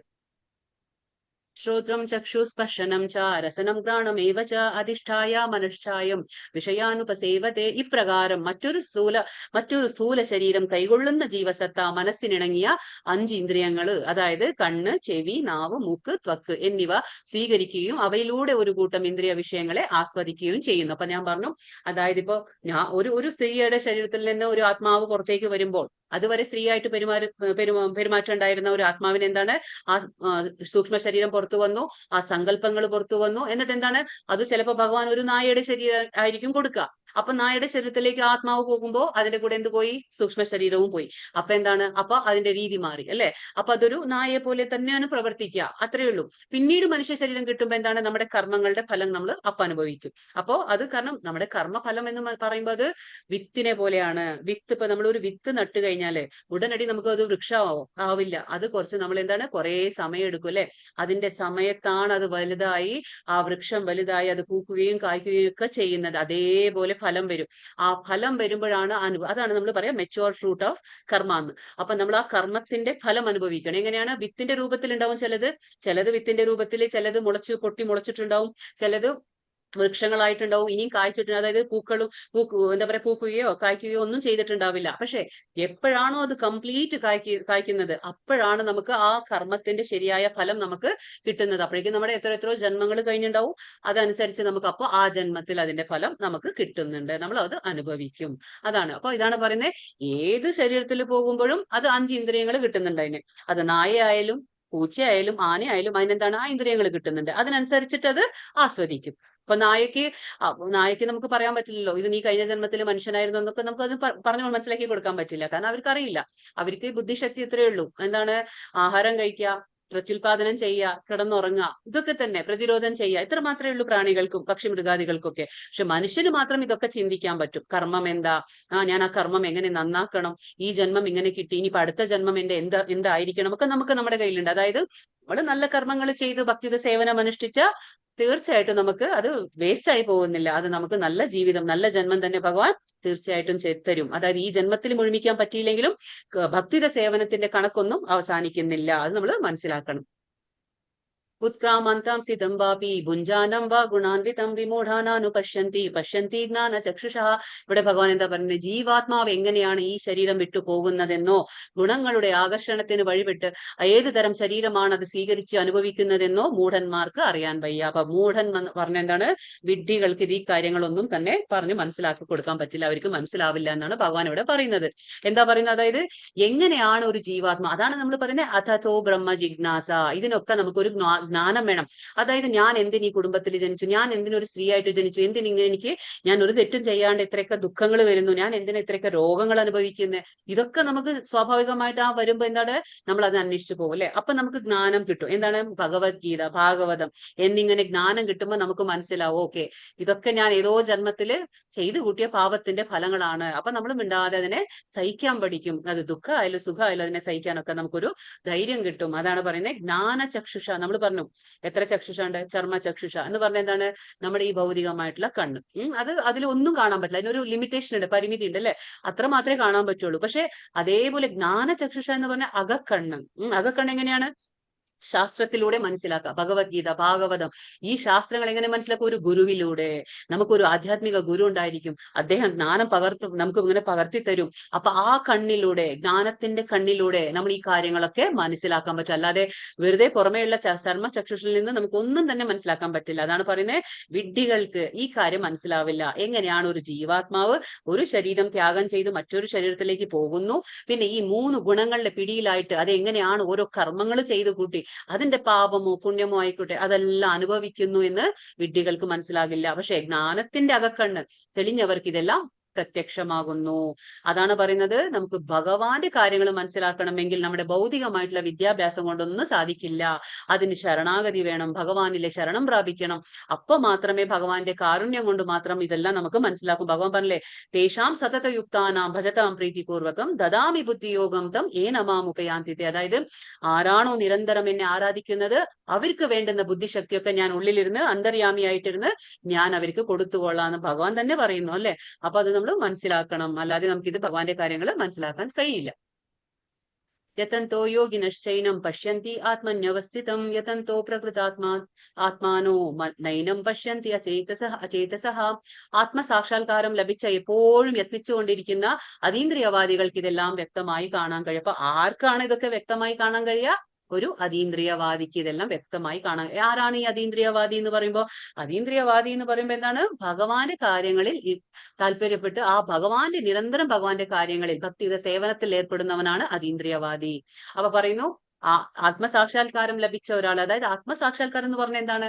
ഞാൻ ആരാണ്, ഭഗവാൻ ആരാണ്, എന്റെയും ഭഗവാന്റെയും ബന്ധം എന്താണ്, ഞാൻ ഇവിടെ വന്നു കഴിഞ്ഞു, ഇനി മരിക്കും മുന്നേ ഞാൻ എന്ത് ചെയ്യണം, ഇതൊക്കെ മനസ്സിലാക്കി അതിനനുസരിച്ച് പ്രവർത്തിക്കുമ്പോഴാണ് നമുക്ക് ഈ ആത്മസാക്ഷാത്കാരം ലഭിക്കുന്നത്. അപ്പൊ നമ്മൾ മെല്ലെ മെല്ലെ മെല്ലെ 3 ഗുണത്തിൽ നിന്ന് നമുക്ക് വിട്ടു നിൽക്കാൻ പറ്റും. അപ്പൊ നമ്മൾ ആ വിശുദ്ധ സത്വത്തിലേക്ക് കയറാൻ പറ്റും. അങ്ങനെയാണ്. അപ്പൊ എപ്പോഴും യത്നിച്ചുകൊണ്ടിരിക്കണം. യത്നം എന്ന് പറഞ്ഞ, പ്രയത്നം എന്ന് പറഞ്ഞ എങ്ങനെ? ഇന്നൊരു ദിവസം കേട്ടു, അല്ലെങ്കിൽ ഇനി അടുത്ത മാസം കേൾക്കാം, അല്ലെങ്കിൽ ഇനി ഇന്ന് നാമം ജപിച്ചു, ഇനി അടുത്ത മാസം ചെയ്യും, അങ്ങനെയല്ല. ഭഗവാന്റെ കാര്യങ്ങൾ നിരന്തരം, അതാണ്. അപ്പൊ നമ്മൾ എന്ത് നിരന്തരം ചെയ്യോ അതാണ് നമുക്കൊരു ശീലമാകുന്നത്. അതാണ് നമ്മുടെ മരണസമയത്ത് നമുക്ക് ഓർമ്മ വരുന്നത്. അതുകൊണ്ട് തന്നെ ഭഗവാന്റെ കാര്യങ്ങൾ നിരന്തരം, ഒരു ദിവസം മാത്രമല്ല. അപ്പൊ നമുക്ക് ഭഗവാനെ ഓർക്കാൻ പറ്റില്ല. അപ്പൊ ഭഗവാനെ എപ്പോഴും നമുക്ക് ശ്വാസമുള്ളവരെ നമുക്ക് ഭഗവാനെ ഓർത്തിരിക്കണം. ഭഗവാനെ നമ്മൾ ഒരു കാര്യം ചെയ്യുമ്പോഴും ഭഗവാനെ ഓർക്കാൻ വേണ്ടിയിട്ടല്ലേ ഭഗവാൻ വിഭൂതി യോഗം കാണിച്ചെന്ന്. എന്തുകൊണ്ടാണ്? അതായത് നമ്മുടെ സാധാരണമായിട്ടുള്ള ഇന്ദ്രിയങ്ങൾക്ക് ഭഗവാന്റെ അതീന്ദ്രിയ രൂപത്തെ കാണാൻ കഴിയില്ല. അപ്പൊ ഭഗവാൻ എന്ത് പറഞ്ഞു? ഈ ഭൗതികമായിട്ടുള്ള നിന്റെ ഇന്ദ്രിയങ്ങൾക്ക് എന്നെ എങ്ങനെയൊക്കെ ദർശിക്കാൻ കഴിയും? ഭഗവാൻ എന്തിനൊക്കെയാണ് പ്രതിനിധീകരിക്കുന്നത്? നമുക്ക് പുറത്തിറങ്ങുമ്പോ സൂര്യനെ കാണുമ്പോ ഭഗവാനെ ഓർക്കാം, ചന്ദ്രനെ കാണുമ്പോ ഭഗവാനെ ഓർക്കാം. കാരണം ഭഗവാൻ പറയുന്നു പ്രഭാസ്മി ശശി സൂര്യയോ. പിന്നെ അതേപോലെ ഓം എന്ന് ഉച്ചരിക്കുമ്പോ ആരാണ്? ഭഗവാനാണ്. അപ്പൊ ഓം എന്ന് ഉച്ചരിക്കുമ്പോ നമുക്ക് ശ്രീകൃഷ്ണനെ ആലോചിക്കാം. അങ്ങനെ ഓരോ തരത്തിലും നമുക്കൊരു സിംഹത്തെ കാണുമ്പോ ഭഗവാൻ പക്ഷികളിൽ ഗരുഡനാണ്, മൃഗങ്ങളിൽ സിംഹമാണ്, ഇങ്ങനെ വെള്ളത്തിൽ രുചിയാണ്, ഇങ്ങനെ വെള്ളം കുടിക്കുമ്പോ ഭഗവാനെ ഓർക്കാം. അതുകൊണ്ടാണ് ഭഗവാൻ ഇതൊക്കെ നമുക്ക് പറഞ്ഞു തരുന്നത്. നിരന്തരം എങ്ങനെ ഓർക്കാം ഭഗവാനെ? അല്ലാതെ നമുക്ക് ഭഗവാനെ ദർശിക്കാൻ കഴിയോ? കഴിയില്ല. അതാണ് പറയുന്നത്. അപ്പൊ വ്യക്തമായി കാണാൻ കഴിയും ആർക്ക്? നിരന്തരം യത്നിക്കുന്ന ആത്മസാക്ഷാത്കാരം നേടിയ അതീന്ദ്രിയവാദിക്ക് ഇത് കഴിയും. അല്ലാതെ മനോവികാസം പ്രാപിക്കാത്തവർക്കും ആത്മസാക്ഷാത്കാരം ലഭിക്കാത്തവർക്കൊന്നും ശ്രമിച്ചാൽ പോലും എന്താണ് സംഭവിക്കുന്നതെന്ന് അവർക്ക് കാണാൻ കഴിയില്ല. നമ്മളിപ്പോ പറഞ്ഞില്ലേ, ഇന്നലെയും പറഞ്ഞില്ലേ, ദിവസേന ആൾക്കാർ മരിക്കുന്നു. പക്ഷെ എന്നാലും നമ്മളൊക്കെ എന്താ ചിന്തിക്കുക? എനിക്ക് മരണമില്ല, ഞാൻ ഇവിടെ ശാശ്വതമായി നിൽക്കാൻ പോവുകയാണെന്നുള്ള തെറ്റിദ്ധാരണയില്ല, അല്ലെ? നമ്മൾ പറഞ്ഞില്ലേ ഇന്നലെ, അഹനി അഹനി ഭൂതാനി ഗച്ഛന്തി യമാലയം. ഓരോ ജീവസത്തകളും യമന്റെ അടുത്തേക്ക് പോയിക്കൊണ്ടിരിക്കുകയാണ് മരണത്തിലൂടെ. പക്ഷെ നമ്മൾ എന്ത് ചിന്തിക്കും? ശേഷസ്ഥാവരം ഇച്ഛന്തി. നമ്മൾ വിചാരിക്കും ഞാൻ ഇവിടെ സ്ഥിരമായി നിൽക്കാൻ പോവുകയാണെന്ന്. അതാണ് ഒരു ജീവിതത്തിന്റെ നമ്മൾക്ക് ആ ഒരു ചിന്തിക്കേണ്ട ഒരു കാര്യം, അല്ലെ? നമ്മളും പോകും. നമ്മുടെ സമയം എടുക്കുമ്പോ ഒരു സെക്കൻഡ് പോലും ഇവിടെ അധികം നിൽക്കാൻ ആരെ കൊണ്ടും സാധിക്കില്ല. അതാണ്. എങ്കിലും നമുക്ക് മനസ്സിലാകുന്നില്ല എന്താണ് സംഭവിക്കുന്നത് എല്ലാവർക്കും. അതാണ് പറയുന്ന ഭഗവാൻ ഇവിടെ. അപ്പൊ നമുക്ക് ജ്ഞാനത്തിന്റെ ഒരു കണ്ണ് വേണം എന്ന് പറയുന്നു. യഥാദിത്യഗതം തേജോ ജഗദ്ഭാസയതേഖിലം യച്ചന്ദ്രമാസി യച്ചാഗ്നോ തത്തേജോ വിധി മാമകം. പ്രപഞ്ചത്തിലെ അന്ധകാരം അത്രയും നീങ്ങി അതിനെ ശോഭായമാനമാക്കുന്ന സൂര്യന്റെ തേജസ് എന്നിൽ നിന്നാണ് വരുന്നത്. ചന്ദ്രന്റെയും അഗ്നിയുടെയും തേജസ്സുകളും എന്നിൽ നിന്ന് തന്നെയാണ് വരുന്നത് എന്ന് ഭഗവാൻ. അപ്പൊ ഭഗവാൻ പറയുന്നു എല്ലാത്തിനും ഉറവിടം ഭഗവാനാണ്, എല്ലാത്തിനും സ്രോതസ്, ഉത്ഭവസ്ഥാനം ഭഗവാനാണെന്ന് നമുക്ക് ഈ ശ്ലോകത്തിൽ നിന്ന് ഭഗവാൻ മനസ്സിലാക്കി തരാം. അപ്പൊ നമുക്കറിയാം, ഭഗവാൻ പറഞ്ഞില്ലേ പ്രഭാസ്മി ശശി സൂര്യോ, സൂര്യന്റെ ആ വെളിച്ചം സ്വന്തമല്ല. അതായത് സൂര്യന് കിട്ടുന്ന ആ വെളിച്ചം പോലും ഭഗവാനിൽ നിന്ന് കിട്ടുന്നതാണ്. സൂര്യന്റെ ആ വെളിച്ചം പോലും. അതേപോലെ ചന്ദ്രന്റെ നിലാവ്, അല്ലെ? ചന്ദ്രന്റെ നിലാവ് പോലും എവിടുന്നാണ്? ഭഗവാനിൽ നിന്നാണ് കിട്ടുന്നത്. അതാണ് ഭഗവാൻ പറയുന്നത് എന്നിൽ നിന്നാണ് വരുന്നത് ചന്ദ്രന്റെ. എന്തുകൊണ്ട് നമുക്കിപ്പോ സൂര്യൻ വേണം, അല്ലെ? സൂര്യൻ വെളിച്ചമില്ലെങ്കിൽ നമുക്ക് എന്താണ് ജീവിതം? നമുക്ക് വൈദ്യുതി വേണം, വെളിച്ചം വേണം, കാറ്റ് വേണം, നമുക്ക് എന്താണ്? അഗ്നി വേണം. അഗ്നി ഇല്ലെങ്കിൽ നമുക്ക് എന്തെല്ലാം ചെയ്യണം, അല്ലെ? ഭൗതിക പ്രപഞ്ചത്തിൽ നമുക്ക് ജീവിക്കണമെങ്കിൽ എന്തെല്ലാം ചെയ്യണം. അപ്പൊ അഗ്നി ഇല്ലെങ്കിൽ എങ്ങനെയാണ് നമ്മുടെ ജീവിതം മുന്നോട്ട് പോവുക? അപ്പൊ അഗ്നി അത്രയും ആവശ്യമാണ്. അപ്പൊ എല്ലാത്തിന്റെയും ആ തേജസ്സിനും എല്ലാം കാരണം ആരാണ്? ഭഗവാൻ ശ്രീകൃഷ്ണൻ തന്നെ ആകുന്നു. അപ്പൊ നമ്മൾ പറയുന്നു നമ്മൾ വിചാരിക്കും ഈ എന്താ പറയാ വൃക്ഷങ്ങൾക്ക് അല്ലെങ്കിൽ ഈ സസ്യങ്ങൾക്കൊക്കെ സൂര്യന്റെ വെളിച്ചം മാത്രം മതി. അല്ല, ഭഗവാൻ പറയുന്നു സൂര്യന്റെ മാത്രം പോരാ, ചന്ദ്രന്റെ നിലാവും പോലും ആവശ്യമാണ്. ചന്ദ്രന്റെ നിലാവിലൂടെയാണ് ഈ സസ്യങ്ങൾക്കൊക്കെ പോഷണം പോലും കിട്ടുന്നത്. അതൊരു പുതിയ സംഭവമാണ് നമുക്ക് മനസ്സിലാക്കാൻ. നമ്മളെല്ലാം ചിന്തിക്കും വരും സൂര്യൻ മാത്രം മതി. അല്ല, സസ്യങ്ങൾക്ക് വേണമെങ്കിൽ, പോഷണം വേണമെങ്കിൽ ആ ചന്ദ്രന്റെ നിലാവ് വളരെ വളരെ ആവശ്യമാണ്. കാരണം അതുകൊണ്ടാണ് അത് സ്വാദുള്ളതാകുന്നതെന്ന് നമുക്ക് അടുത്ത ശ്ലോകത്തിൽ ഭഗവാൻ പറയുന്നുണ്ട്. ഗാമാവിശ്യ ച ഭൂതാനി ധാരയാമ്യഹമോജസ പുഷ്ണാമി ചൗഷധി സർവ സോമോ ഭൂത്വാ രസാത്മകം. ഞാൻ ഓരോ ഗ്രഹത്തിലും ഉൾപൂകിക്കൊണ്ട് അവയെ എന്റെ ശക്തി കൊണ്ട് ഭ്രമണപഥത്തിൽ നിലനിർത്തുന്നു. അപ്പൊ നമുക്കറിയാം അന്തരീക്ഷത്തില് ആ വായുമണ്ഡലത്തിൽ ഒരുപാട് ഗ്രഹവ്യൂഹങ്ങളുണ്ട് അല്ലെ, ഗ്രഹങ്ങൾ ഇങ്ങനെ ഒഴുകി നടക്കുകയാണ്. അതൊക്കെ എങ്ങനെയാണ് അതിൻ്റെതായ സ്ഥാനത്ത് നിൽക്കുന്നത്? അതാണ് ഭഗവാൻ പറയുന്നത്, ഞാൻ ഭഗവാനാണ് ആ ഓരോ ഗ്രഹത്തിന്റെ ഉൾപൂകിക്കൊണ്ട്. നമുക്കറിയാം ക്ഷീരോദകശായി വിഷ്ണു അല്ലെ, സർവചരാചരങ്ങളിലും ആരാണ്? ക്ഷീരോദകശായി വിഷ്ണു. എല്ലാ ജീവസത്തകളിലും ചലിക്കുന്നതും ചലിക്കാത്തതുമായ എല്ലായിടത്തും ആരാണ്? ശ്രീകൃഷ്ണ ഭഗവാൻ ക്ഷീരോദകശായി രൂപത്തിലാണ് പ്രവേശിക്കുന്നത്. എന്നിട്ട് എന്താണ്? ഭഗവാന്റെ ശക്തിയിലൂടെ ഓരോ ഗ്രഹങ്ങളെ അതിൻ്റെതായ പദത്തിൽ അത് ആ ഒരു നിർത്തിവെച്ചിരിക്കുകയാണ്, ആ ശക്തി കൊണ്ട് നിർത്തിയിരിക്കുകയാണ്, നിലനിർത്തി പോരുന്നു ഭഗവാൻ. ഞാൻ തന്നെ ചന്ദ്രനായി തീർന്ന് ഭഗവാൻ എന്താകുന്നു? സ്വയം ചന്ദ്രനായി തീർന്ന് എല്ലാ സസ്യങ്ങൾക്കും ജീവരസം പകരുന്നു. അപ്പോ നമ്മൾ ചിന്തിക്കും സസ്യങ്ങൾ എങ്ങനെയാണ് ഇത്രയും രുചിയുള്ളതും സ്വാദുള്ളതൊക്കെ ആവുന്നത്? അത് ഭഗവാൻ സ്വയം ചന്ദ്രനായി തീർന്ന് അതിന് വേണ്ടുന്ന ജീവരസം കൊടുക്കാണ്. ഏത്? നിലാവിലൂടെ. ഭഗവാൻ പറയുന്നു ചന്ദ്രന്റെ നിലാവിലൂടെ സസ്യങ്ങൾക്ക്, ആ ചെടികൾക്ക് എന്താണ്? ഭഗവാൻ ജീവരസം നൽകുകയാണ്, പോഷണം നൽകുകയാണ്. അങ്ങനെയാണ് അതൊക്കെ രുചിയുള്ളതായി മാറുന്നത്. നിലാവില്ലാതെ സസ്യങ്ങൾക്ക് പോലും വളരാനോ സ്വാദിഷ്ടമാകാനോ കഴിയില്ല എന്ന് നമുക്ക് ഇതിൽ നിന്ന് മനസ്സിലാക്കാൻ പറ്റും. ഇനി ഇത് വളരെ ഇമ്പോർട്ടന്റ് ആയിട്ടുള്ള ശ്ലോകമാണ്. അപ്പൊ ഇവിടെ ഒരു പുതിയ കാര്യം ഭഗവാൻ പറഞ്ഞു തരുന്നു. എന്താണത്? അഹം വൈശ്വാനരോ ഭൂത്വ പ്രാണിനാം ദേഹമാശ്രിതഃ പ്രാണാപാന സമായുക്ത പചാമ്യന്നം ചതുർവിധം. സകല ജീവകളിലുള്ള ദഹന അഗ്നിയാണ് ഞാന്. ഭഗവാൻ പറയുന്നു ഉൾക്കൊള്ളുന്നതും പുറത്തു തള്ളുന്നതുമായ പ്രാണവായുവിനോട് ചേർന്ന് ഞാൻ 4 വിധത്തിലുള്ള ആഹാരങ്ങളെയും ദഹിപ്പിക്കുന്നു. അപ്പൊ നമുക്ക് എല്ലാവർക്കും അറിയാം മെറ്റബോളിസം എന്ന് നമ്മൾ പറയും അല്ലെ, ദഹന പ്രക്രിയ. നമ്മുടെ ശരീരത്തില് ദഹന പ്രക്രിയ ശരിയായി നടന്നില്ലെങ്കിൽ നമുക്ക് എന്താണ്? രോഗങ്ങൾ വരും അല്ലെ, നമുക്ക് ഒരുപാട് ബുദ്ധിമുട്ടുകൾ വരും, നമ്മൾ അസ്വസ്ഥരാകും, നമുക്ക് വ്യാധി പിടികൂടും, നമുക്ക് ഒരുപാട് രോഗങ്ങൾ വരും. അപ്പൊ എന്താണ്? ഈ സമയാസമയത്ത് നമുക്ക് വിശപ്പൊക്കെ തോന്നണമെങ്കിൽ അവിടെ എന്ത് നടക്കണം? അവിടെ ദഹന പ്രക്രിയ നല്ലതുപോലെ നടക്കണം. അപ്പൊ ഭഗവാൻ ഇവിടെ ഒരു പുതിയ സംഭവം പറയുന്നു. എല്ലാ ജീവികളിലും നമ്മൾ കഴിക്കുന്ന ഭക്ഷണത്തെ ദഹിപ്പിക്കുന്ന ഒരു അഗ്നിയുണ്ട്. ഉള്ളില് ജഠരാഗ്നി എന്ന് നമ്മൾ പറയും, അല്ലെങ്കിൽ ദഹനാഗ്നി എന്ന് പറയും. ഉദരത്തിൽ ഒരു അഗ്നി ജ്വലിക്കുന്നുണ്ട്. അത് ആരാണ്? ഭഗവാൻ പറയുന്നു ഞാനാണ് അഗ്നി. അഗ്നിയുടെ പേരെന്താണ്? വൈശ്വാനര. അപ്പൊ ഭഗവാൻ പറയുന്നു ഉദരത്തിലുള്ള എല്ലാവരുടെയും ഉദരത്തിലുള്ള അല്ലെങ്കിൽ ദഹനാഗ്നി എന്ന് പറയുന്ന അഗ്നി ഭഗവാൻ ശ്രീകൃഷ്ണനാണ്. അത് വൈശ്വാനര എന്ന പേരിലാണ് ഭഗവാൻ പറയുന്നത്. അപ്പൊ വൈശ്വാനര എന്ന അഗ്നി ഭഗവാനാകുന്നു. കാരണം അഗ്നി ജ്വലിച്ചില്ലെങ്കിൽ നമുക്ക് സമയത്തിന് വിശപ്പുണ്ടാവില്ല, നമ്മുടെ ആ ദഹന പ്രക്രിയ ശരിക്കും നടക്കില്ല. അങ്ങനെ നമുക്ക് ഒരുപാട് പ്രശ്നങ്ങളൊക്കെ നമ്മൾ നേരിടേണ്ടി വരും. അപ്പൊ അതുകൊണ്ടാണ് ഇതെല്ലാ പ്രശ്നങ്ങളും ഉണ്ടാകും. അപ്പൊ അങ്ങനെയുള്ള ആ അഗ്നിയാണ് ഭഗവാൻ പറയുന്നത് ഞാൻ. ആ അഗ്നി എന്നെയാണ് പ്രതിനിധീകരിക്കുന്നത്, വൈശ്വാനര എന്ന അഗ്നി. ഇനി ഭഗവാൻ പറയുന്നു 4 വിധത്തിലുള്ള ആഹാരങ്ങളെ ഞാൻ ദഹിപ്പിക്കുന്നു. എന്താണത്? അതായത് വിഴുങ്ങേണ്ടവ, പിന്നെ വലിച്ചൂട്ടി കുടിക്കേണ്ടവ, പിന്നെ നക്കി കഴിക്കേണ്ടവ, പിന്നെ ചവച്ചിരക്കേണ്ടവ. അപ്പൊ ഇങ്ങനെയുള്ള 4 രീതിയിലുള്ള ആഹാരം ഭഗവാനാണ് ദഹിപ്പിക്കുന്നത്. അതായത് വിഴുങ്ങേണ്ടവ, വലിച്ചൂറ്റി കുടിക്കേണ്ടവ, നക്കി കഴിക്കേണ്ടവ, പിന്നെ ചവച്ചിരക്കേണ്ടവ. ഈ 4 രീതിയിലാണ് നമ്മൾ ഭക്ഷണം കഴിക്കുന്നത്. അപ്പൊ അത് മുഴുവനും ആരാണ് ചെയ്യുന്നത്? ഭഗവാനാണ്. പിന്നെ അതേപോലെ പ്രാണാപാന സമായുക്ത, അതായത് നമ്മൾ ശ്വസിക്കുന്നത്, ഉള്ളിലേക്ക് എടുക്കുന്ന ആ ശ്വാസവും പുറത്തേക്ക് തള്ളുന്ന ആ ശ്വാസവും ആരാണ്? ഭഗവാനാകുന്നു. അതാണ് പറയുന്നത് പ്രാണാപാന സമായുക്ത. അതിനോട് ചേർന്ന് ഞാൻ ഈ 4 രീതിയിലുള്ള ആഹാരത്തെ ഞാൻ ദഹിപ്പിക്കുന്നു എന്ന് ഭഗവാൻ പറയുന്നു. ഇതും ഇമ്പോർട്ടന്റ് ശ്ലോകം. നമ്മൾ പറഞ്ഞില്ലേ എപ്പോഴും ഈ വേദങ്ങളെല്ലാം ചൂണ്ടിക്കാണിക്കുന്നത് ആരെയാണ്? ശ്രീകൃഷ്ണ ഭഗവാനെയാണ്. അതിനുള്ള ആ ശ്ലോകമാണിത് ഇവിടെ. സർവസ്യ ചാഹം ഹൃദി സന്നിവിഷ്ടോ മത്ത സ്മൃതിജ്ഞാനമപോഹനം ച വേദൈശ്ച സർവൈരഹമേവ വേദ്യോ വേദാന്ത ഹൃദ്വേദ വിദേവചാഹം. സർവ്വജീവികളുടെയും ഹൃദയത്തിൽ ഞാൻ വാഴുന്നു. അപ്പൊ ഭഗവാൻ എന്താണ്? എല്ലാ ജീവജാലങ്ങളുടെയും ഹൃദയത്തിൽ. നമുക്ക് ചിത്രത്തിൽ കാണുന്നുണ്ട് അല്ലെ, നമ്മൾ വ്യത്യസ്തമായ ശരീരരൂപങ്ങളാണ്. പക്ഷെ 84 ലക്ഷം ജീവജാലങ്ങളിലും ഉള്ളിൽ ആരുണ്ട്? ഭഗവാൻ പരമാത്മാ രൂപത്തിൽ ചതുർഭുജധാരിയായിട്ട് വാഴുന്നു. ആ സ്മരണയും ജ്ഞാനവും മറവിയും എന്നിൽ നിന്നും ഉളവാകുന്നതാണ്. അപ്പോ സ്മരണ, അപ്പൊ നമുക്ക് ഒരു കാര്യം ഓർത്തെടുക്കാൻ പറ്റുന്നുണ്ട്, നമുക്ക് എന്തെങ്കിലുമൊക്കെ ഓർത്തെടുത്ത് സംസാരിക്കാൻ പറ്റുന്നുണ്ട്, പറയാൻ പറ്റുന്നുണ്ട്. ഇതൊക്കെ ആര് കാരണമാണ്? ഉള്ളിലുള്ള പരമാത്മാവിന്റെ അനുഗ്രഹമാണ്, അവന്റെ കാരുണ്യമാണ്. ജ്ഞാനവും, നമുക്ക് എന്ത് ജ്ഞാനം ഉണ്ടെങ്കിലും നമുക്കൊന്നും തന്നെ അഹങ്കരിക്കാനോ അഭിമാനിക്കാനോ ഒന്നുമില്ല. കാരണം എന്താണ്? നമുക്കൊരു ആക്സിഡന്റ് ആയി കഴിഞ്ഞാല് നമ്മളൊരു കോമയിൽ കിടക്കുമ്പോൾ നമ്മൾ നമ്മളെ തന്നെ തിരിച്ചറിയില്ല, നമ്മുടെ അടുത്തുള്ളവരെ തിരിച്ചറിയില്ല, നമ്മുടെ ബന്ധുക്കളെ, നമ്മുടെ സ്വന്തക്കാരെ നമ്മൾ തിരിച്ചറിയില്ല. എന്താ സംഭവിക്കുന്നത്? അതുവരെ നമുക്ക് എല്ലാം ഉണ്ടായിരുന്നല്ലോ, കഴിവുകൾ. ആ സമയത്ത് എവിടെ പോയി കഴിവൊക്കെ? അപ്പൊ അതാണ് നമ്മുടെ എന്ന് പറയാൻ നമുക്കൊന്നും തന്നെ ഇല്ല. എല്ലാം ഭഗവാൻ തന്ന കഴിവുകളാണ് നമുക്കുള്ളത്. അപ്പൊ ജ്ഞാനമായാലും അത് ഒരു ഓർമ്മശക്തി ആയാലും എല്ലാം ഭഗവാന്റെയാണ്. ഇനിയിപ്പൊ മറവിയും ഭഗവാനാണെന്ന് പറയുന്നത് എന്തുകൊണ്ടാണ്? അല്ലെ, ജ്ഞാനമൊക്കെ സ്മരണമൊക്കെ എന്തുകൊണ്ട് ഭഗവാൻ മറവിയും ഞാൻ തന്നെയാന്ന് പറയുന്നത്? അതായത് മറവി പോലും നമുക്കൊരു അനുഗ്രഹം തന്നെയാണ്. കാരണം നമ്മൾ പറഞ്ഞില്ലേ, ഭഗവാൻ നിനക്കും എനിക്കും എണ്ണമറ്റ ജന്മങ്ങൾ കഴിഞ്ഞു പോയി, പക്ഷെ നീ എല്ലാം മറന്നു, എനിക്കെല്ലാം ഓർമ്മയുണ്ടെന്ന് ഭഗവാൻ അർജുനനോട് പറഞ്ഞു. എന്തുകൊണ്ടാണ് ജീവാത്മാക്കൾ എന്തുകൊണ്ടാണ് മറക്കുന്നത്? അതൊരു ഭഗവാന്റെ കാരുണ്യമാണ്. അല്ലെങ്കിൽ എന്താണ്, നമ്മളിപ്പോ എത്രയോ ജന്മങ്ങൾ കഴിഞ്ഞു, എത്രയോ ജന്മങ്ങളിൽ നമ്മൾ ചെയ്തു കൂട്ടിയ പാപങ്ങളും പുണ്യകർമ്മങ്ങളും എല്ലാം ഓർമ്മ വന്നാൽ എന്തായിരിക്കും അവസ്ഥ? നമുക്കത് സഹിക്കാൻ പറ്റില്ല. ഇപ്പൊ ഒന്നും വേണ്ട, നമുക്കൊരു മാസത്തെ കാര്യങ്ങൾ ഭഗവാൻ ഒറ്റയടിക്ക് ഓർമ്മ തരികയാണെങ്കിൽ അത് താങ്ങാൻ പറ്റില്ല നമ്മളെ കൊണ്ട്.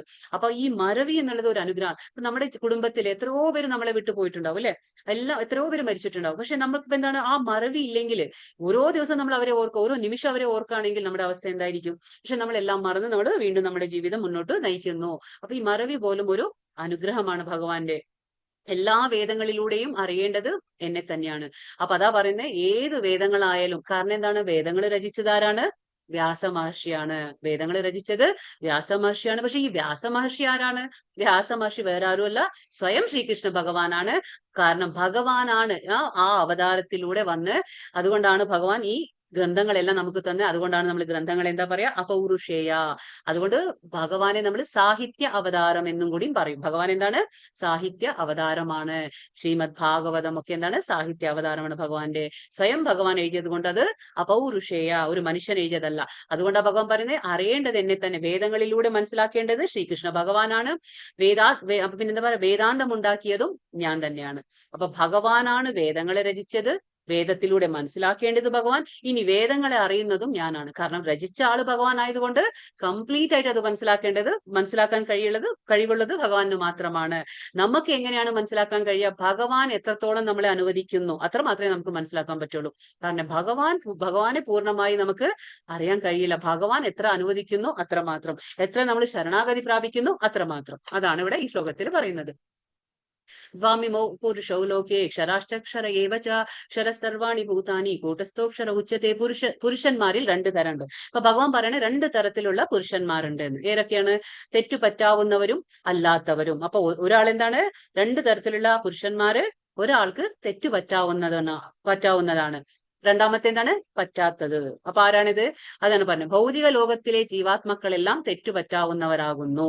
അപ്പൊ നമ്മൾ ഈ ഭൗതിക ലോകത്തിലുള്ളവരെല്ലാം എന്താണ്? നമുക്ക് ഒരുപാട് തെറ്റുകൾ നമ്മുടെ കയ്യിൽ നിന്ന് സംഭവിക്കും. അപ്പൊ നമ്മൾ എന്താണ്? ക്ഷരം. ഇനി അക്ഷരം എന്ന് പറഞ്ഞ ആരാണ്? തെറ്റുപറ്റാത്തവര്. അതാരാകുന്നു? അത് ആധ്യാത്മിക ലോകങ്ങളിലുള്ള ജീവാത്മക്കൾക്ക് തെറ്റുപറ്റുകയില്ല. എന്തുകൊണ്ട് അങ്ങനെ പറയുന്നത്? അതായത് നമ്മൾ വെറുതെ ആധ്യാത്മിക ലോകത്തേക്ക് പോവോ? ഇല്ല. നമ്മുടെ ഇവിടെ അന്ധകരണ ശുദ്ധീകരിച്ച്, നമ്മുടെ ആത്മാവിനെ, മനസ്സിനെ, ബുദ്ധിയെ എല്ലാം ശുദ്ധീകരിച്ച് ഭക്തിയുടെ സേവനം അനുഷ്ഠിച്ച് നമ്മുടെ അരിഷഡ് വർഗങ്ങളെ, കാമ, ക്രോധ, ലോഭ, മോഹ, മതമാത്സര്യം എന്നുള്ള അരിഷഡ് വർഗങ്ങളെല്ലാം നമ്മൾ നിയന്ത്രിച്ച് എല്ലാം മനസ്സിലാക്കിക്കൊണ്ട് ഭക്തിയുടെ സേവനം അനുഷ്ഠിച്ച് ശരണാഗതി പ്രാപിച്ച് നിരന്തരം ഭഗവാനെ ധ്യാനിച്ച് സ്വയം സമർപ്പിച്ചിട്ടാണ് നമ്മൾ ആ ലോകത്തേക്ക് എത്തുക. അതായത് ആധ്യാത്മിക ലോകത്തിലേക്ക്. അപ്പൊ ആത്മീയമായ ശരീരങ്ങളുണ്ട്, ആത്മീയമായ പ്രവർത്തനങ്ങളുണ്ട്. അപ്പൊ പിന്നെ നമുക്ക് തെറ്റുകൾ സംഭവിക്കാൻ സാധ്യതയില്ല അവിടെ. അതുകൊണ്ടാണ് ഭഗവാൻ പറയുന്നത്, ആധ്യാത്മിക ലോകങ്ങളിലുള്ള ആൾക്കാർക്ക് എന്താണ്? അവർക്ക് തെറ്റുപറ്റില്ല. അത് അക്ഷര, ഇത് ക്ഷര. അങ്ങനെയാണ് ഭഗവാൻ 2 തരത്തിലുള്ള പുരുഷന്മാരെ കുറിച്ച് പറയുന്നത്. ഇനി ഉത്തമ പുരുഷസ്ത്വന്യ പരമാത്മേത്യുദാഹൃതഹായോ ലോകത്രയം ആവിശ്യ വിഭർത്യാവ്യയ ഈശ്വര. ഇവിടെ അതല്ലാതെ ഒരാളുണ്ട്. ആരാണത്? ഇവരെ കൂടാതെ പരമപുരുഷനായ പരമാത്മാവ് എന്നറിയപ്പെടുന്ന അവ്യയനായ ഭഗവാനുണ്ട്. അദ്ദേഹം 3 ലോകങ്ങളിലും അന്തർഗതനായി അവയെ പുലർത്തി പോരുന്നു. അപ്പൊ ഭഗവാൻ ഇപ്പൊ അർജുനോട് മനസ്സിലാക്കി കൊടുക്കണം. അതായത് ഇതല്ലാതെ തന്നെ ഞാനും ഉണ്ട് ഇവിടെ. ഇവരുടെ കൂടെ എന്താണ്? ഇവര് കൂടാതെ ഭഗവാനും ഉണ്ട്. അതെന്താണ്? ഭഗവാന്റെ കാര്യം പറയണേ. ഇവരെ കൂടാതെ പരമപുരുഷനായ അവ്യയനായ ഒരിക്കലും നാശം സംഭവിക്കാത്ത പരമാത്മാവെന്നറിയപ്പെടുന്ന ആ ഭഗവാനുണ്ട്. അപ്പൊ 3 ലോകങ്ങളിലും അന്തർഗതനായി അവയെ പുലർത്തി പോരുന്നു. ഭഗവാനാണ് എല്ലാ ലോകങ്ങളെയും സൃഷ്ടിച്ചത്. എല്ലാ ലോകങ്ങളെയും പുലർത്തി പോരുന്നത് ആരാണ്? ഭഗവാൻ തന്നെയാകുന്നു. യസ്മാക്ഷരം അതീതോഹം അക്ഷരാദപി ചോത്തമഃ അതോസ്മി ലോകേ വേദേ ച പ്രതിത പുരുഷോത്തമഃ. ഞാൻ ഇന്ദ്രിയാതീതനും അക്ഷരങ്ങൾക്ക് അതീതനും സർവശ്രേഷ്ഠനും ആയതുകൊണ്ട് ലോകരും വേദങ്ങളെല്ലാം എന്നെ പുരുഷോത്തമ എന്ന് പുകഴ്ത്തുന്നു. അപ്പൊ ഈ അധ്യായത്തിന്റെ പേരെന്താണ്? പുരുഷോത്തമ യോഗ. അപ്പൊ ഇവിടെ എന്താ ഭഗവാൻ പറയുന്നത്? അതായത് ലോകരും വേദങ്ങളും എല്ലാവരും എന്നെ എന്താ പറയുന്നത്? ആ പുരുഷോത്തമ എന്ന് വിളിക്കുന്നു. എന്തുകൊണ്ടാണ് ഭഗവാനെ പുരുഷോത്തമ എന്ന് വിളിക്കുന്നത്? അതിന്റെ കാരണമാണ് ഇവിടെ ഭഗവാൻ പറഞ്ഞു കൊടുക്കുന്നത്. എന്താണത്? ഭഗവാനെ പുരുഷോത്തമ എന്ന് വിളിക്കുന്നത് ഭഗവാൻ ഇന്ദ്രിയാതീതനാണ്. ആദ്യത്തെ കാര്യം എന്താണ്? ഭഗവാൻ ഇന്ദ്രിയാതീതനാണ്. രണ്ടാമത്തെ എന്താണ്? ഭഗവാൻ ക്ഷരങ്ങൾക്കും അക്ഷരങ്ങൾക്കും അതീതനാണ്. ഫസ്റ്റ് എന്താണ്? ഭഗവാൻ ഇന്ദ്രിയാതീതനാണ്. രണ്ടാമത്തേത് ക്ഷരങ്ങൾക്കും അക്ഷരങ്ങൾക്കും അതീതനാണ്. മൂന്നാമത്തേത് സർവശ്രേഷ്ഠനുമാണ്. ഈ 3 കാര്യങ്ങൾ കൊണ്ട് നമ്മൾ ഭഗവാനെ പുരുഷോത്തമ എന്ന് വിളിക്കുന്നു. അതാണ് ഇവിടെ ഭഗവാൻ പറയുന്നത്. യോ മാമേവ സമ്മൂഢോ ജാനാതി പുരുഷോത്തമം സ സർവവിദ് ഭജതി മാം സർവഭാവേന ഭാരത. എന്നെ പരമദിവ്യോത്തമ പുരുഷനായ ഭഗവാൻ എന്ന നിസ്സംശയം അറിയുന്നവർ എല്ലാം അറിയുന്നവരാണ്. അപ്പൊ ആർക്കാണോ സ്വയം ശ്രീകൃഷ്ണ ഭഗവാനെ എല്ലാം അറിയുന്ന ഒരാള്, ഭഗവാനെ പരമദിവ്യോത്തമ പുരുഷൻ എന്ന രീതിയിൽ ആർക്കാണോ ഭഗവാനെ മനസ്സിലാക്കാൻ കഴിയുന്നത്, അദ്ദേഹത്തിന് എല്ലാം അറിയാം. അതാണ് ഭഗവാൻ പറയുന്നത്. ഹേ ഭാരത, അതുകൊണ്ട് അവർ എന്റെ ഭക്തിയുത സേവനത്തിൽ പൂർണ്ണമായും മുഴുകിയിരിക്കും. ആർക്കാണോ ഭഗവാനെ മനസ്സിലാക്കാൻ കഴിയുന്നത്, അപ്പൊ അവര് പിന്നെ എന്താണ് താമസിക്കാതെ തന്നെ അവരെന്താ ചെയ്യുക? അവർ ഭഗവാന്റെ ഭക്തിയുത സേവനത്തിൽ ഏർപ്പെടും. കാരണം എന്താണ്? അവർക്ക് മനസ്സിലാക്കേണ്ട ഒരു സത്യം മനസ്സിലായി കഴിഞ്ഞാൽ നമ്മൾ അതിൽ പ്രവർത്തിക്കണം. അതാണ് പറയുന്നത് ഇവിടെ ഭഗവാൻ. അപ്പൊ ആർക്കും മനസ്സിലാവും. അവര് സമയം പാഴാക്കാതെ അവരെന്താ ചെയ്യുക? ഭക്തിയുത സേവനത്തിൽ പൂർണ്ണമായി മുഴുകിയിരിക്കുന്നു എന്ന് ഭഗവാൻ പറയുന്നു. ഇതി ഗുഹ്യതമം ശാസ്ത്രം ഇതം മുക്താ മയാനഘായേതദ് ബുദ്ധ്യാ ബുദ്ധിമാൻ സ്യാത് കൃതകൃത്യശ്ച ഭാരത ഏ മഹാപാപരഹിത. അതായത് അനഘ എന്നുള്ള പേര് അർജുനനെ വിളിക്കുകയാണ്. അനഘ എന്ന് പറഞ്ഞ പാപരഹിതൻ. അപ്പൊ അനഘ, ഇത് ഞാൻ ഇപ്പൊ ഉപദേശിച്ച ഈ ജ്ഞാനം എന്താണ്? വേദഗ്രന്ഥങ്ങളിലെ അതിരഹസ്യമായ ഒരു ഭാഗമാണ്. അപ്പൊ നമുക്ക് വേദങ്ങളെല്ലാം പഠിക്കേണ്ട ആവശ്യമില്ല. ഒരൊറ്റ ഗ്രന്ഥം മതി, ഭഗവത്ഗീത. ഏകം ശാസ്ത്രം ദേവകീ പുത്രഗീതം. അത് മതി നമുക്ക്. അതിൽ നിന്നിട്ട് നമുക്ക് എല്ലാ ജ്ഞാനവും ഭഗവാൻ തരുന്നു. അതിപ്പോ വേദങ്ങളിലെ ആ അതീവ രഹസ്യമായിട്ടുള്ള കാര്യങ്ങളാണ് ഭഗവാൻ ഇപ്പൊ നമുക്കിവിടെ പറഞ്ഞു തരുന്നത്. ഇതറിയുന്നവൻ ബുദ്ധിശാലികളാവും, അവരുടെ പ്രയത്നങ്ങൾക്ക് പൂർണ്ണത കൈവരും. അല്ലാതെ നമ്മൾ ഭൗതികമായിട്ട് ഒരുപാട് വിദ്യാഭ്യാസം നേടി ഒരുപാട് പാണ്ഡിത്യം നേടിയാലും നമുക്ക് ഭഗവാന്റെ കാര്യം മനസ്സിലായില്ലെങ്കിൽ നമ്മൾ ബുദ്ധിമാന്മാരല്ല. നേരെ മറിച്ച് നമുക്ക് ഭൗതികമായിട്ട് ഒന്നും അറിയില്ല, ഒരു വിദ്യാഭ്യാസവും വേണ്ട, പക്ഷെ ഭഗവാന്റെ കാര്യം മനസ്സിലാക്കി കഴിഞ്ഞാൽ അത് പരിപൂർണതയാണ്. കാരണം ഭഗവാനിൽ കൂടുതൽ ഇനിയൊന്നും നമുക്ക് അറിയാനില്ല. അതായത് ഭൗതികമായിട്ട് ഒന്നും തന്നെ നമുക്കതൊരു ഇക്വാലിറ്റി അല്ല, നമുക്കൊരു എലിജിബിലിറ്റി അല്ല, അർഹത അല്ല. അതാണ് ഇവിടെ പറയുന്നത്. അപ്പൊ പ്രയത്നങ്ങൾക്കെല്ലാം അങ്ങനെ ഭഗവാനെ മനസ്സിലാക്കിയവർ എന്ത് പ്രയത്നം ചെയ്താലും അതിൽ പൂർണ്ണത കൈവരും എന്നാണ് ഭഗവാൻ പറയുന്നത്. പരമപുരുഷന്റെ ഈ തത്വശാസ്ത്രം പഠിച്ചറിഞ്ഞ് ഭഗവത് സേവന നിരതരാകുന്നവർക്ക് എന്താണ്? ഭൗതിക പ്രകൃതിയുടെ ത്രിഗുണങ്ങളുടെ ആ ബാധയിൽ നിന്ന് ഒഴിയാൻ പറ്റും. അപ്പൊ നമുക്ക് ത്രിഗുണങ്ങളെ നമ്മളെ ബാധിക്കാതിരിക്കണമെങ്കിൽ നമ്മൾ എന്ത് ചെയ്യണം?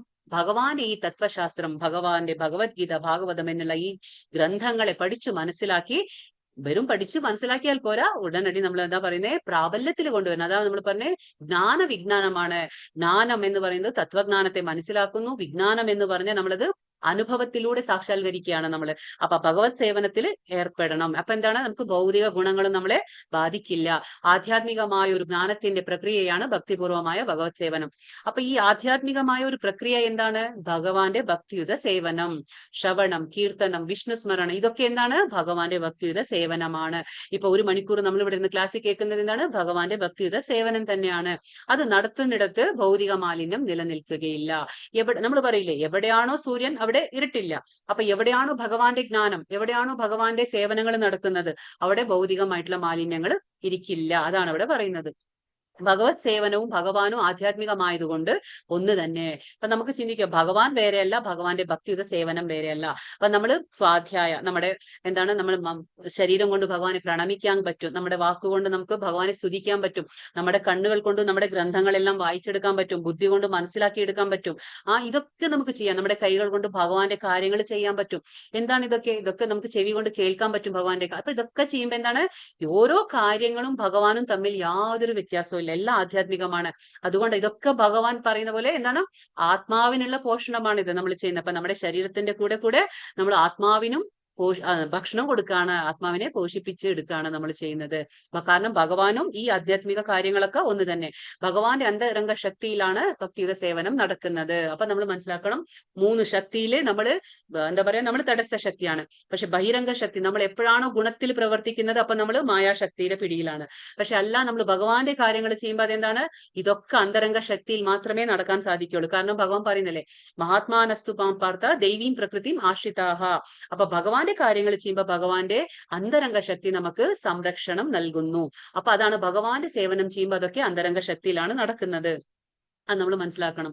ബുദ്ധിമാനും വിശുദ്ധനുമായ ഏതൊരാളും കൃഷ്ണാവബോധം ഉൾക്കൊള്ളുകയും ഭഗവത് സേവനം അനുഷ്ഠിക്കുകയും വേണം. അപ്പൊ നമ്മളൊരു ബുദ്ധിമാനായ വ്യക്തിയാണെങ്കിൽ നമ്മൾ തീർച്ചയായിട്ടും ഭഗവാന്റെ കാര്യങ്ങൾ കേട്ടതിന് ശേഷം നമ്മൾ ആ കൃഷ്ണാവബോധത്തിൽ നമ്മൾ പ്രവർത്തിക്കും, ഭഗവാന്റെ കാര്യത്തിൽ നമ്മൾ ഏർപ്പെടും, ഭഗവാന്റെ ഭക്തിയുത സേവനം നമ്മൾ അനുഷ്ഠിക്കും. അതാണ് പറയുന്നത്. കൃഷ്ണനെ മനസ്സിലാക്കി ഭക്തിയുത സേവനത്തിൽ ഏർപ്പെടത്തിടത്തോളം കാലം സാമാന്യ ദൃഷ്ട്യാ ബുദ്ധിമാനായിരുന്നാലും അയാളെ ആ നിലയ്ക്ക് അംഗീകരിക്കാൻ വയ്യ.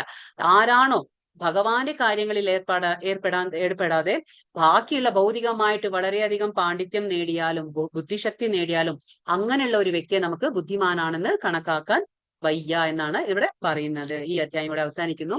ഇതൊരു കഥ, അതായത് നമുക്കറിയാം, എല്ലാവർക്കും അറിയാവുന്നതാണ് കുചേലനും ശ്രീകൃഷ്ണന്റെയും കഥ.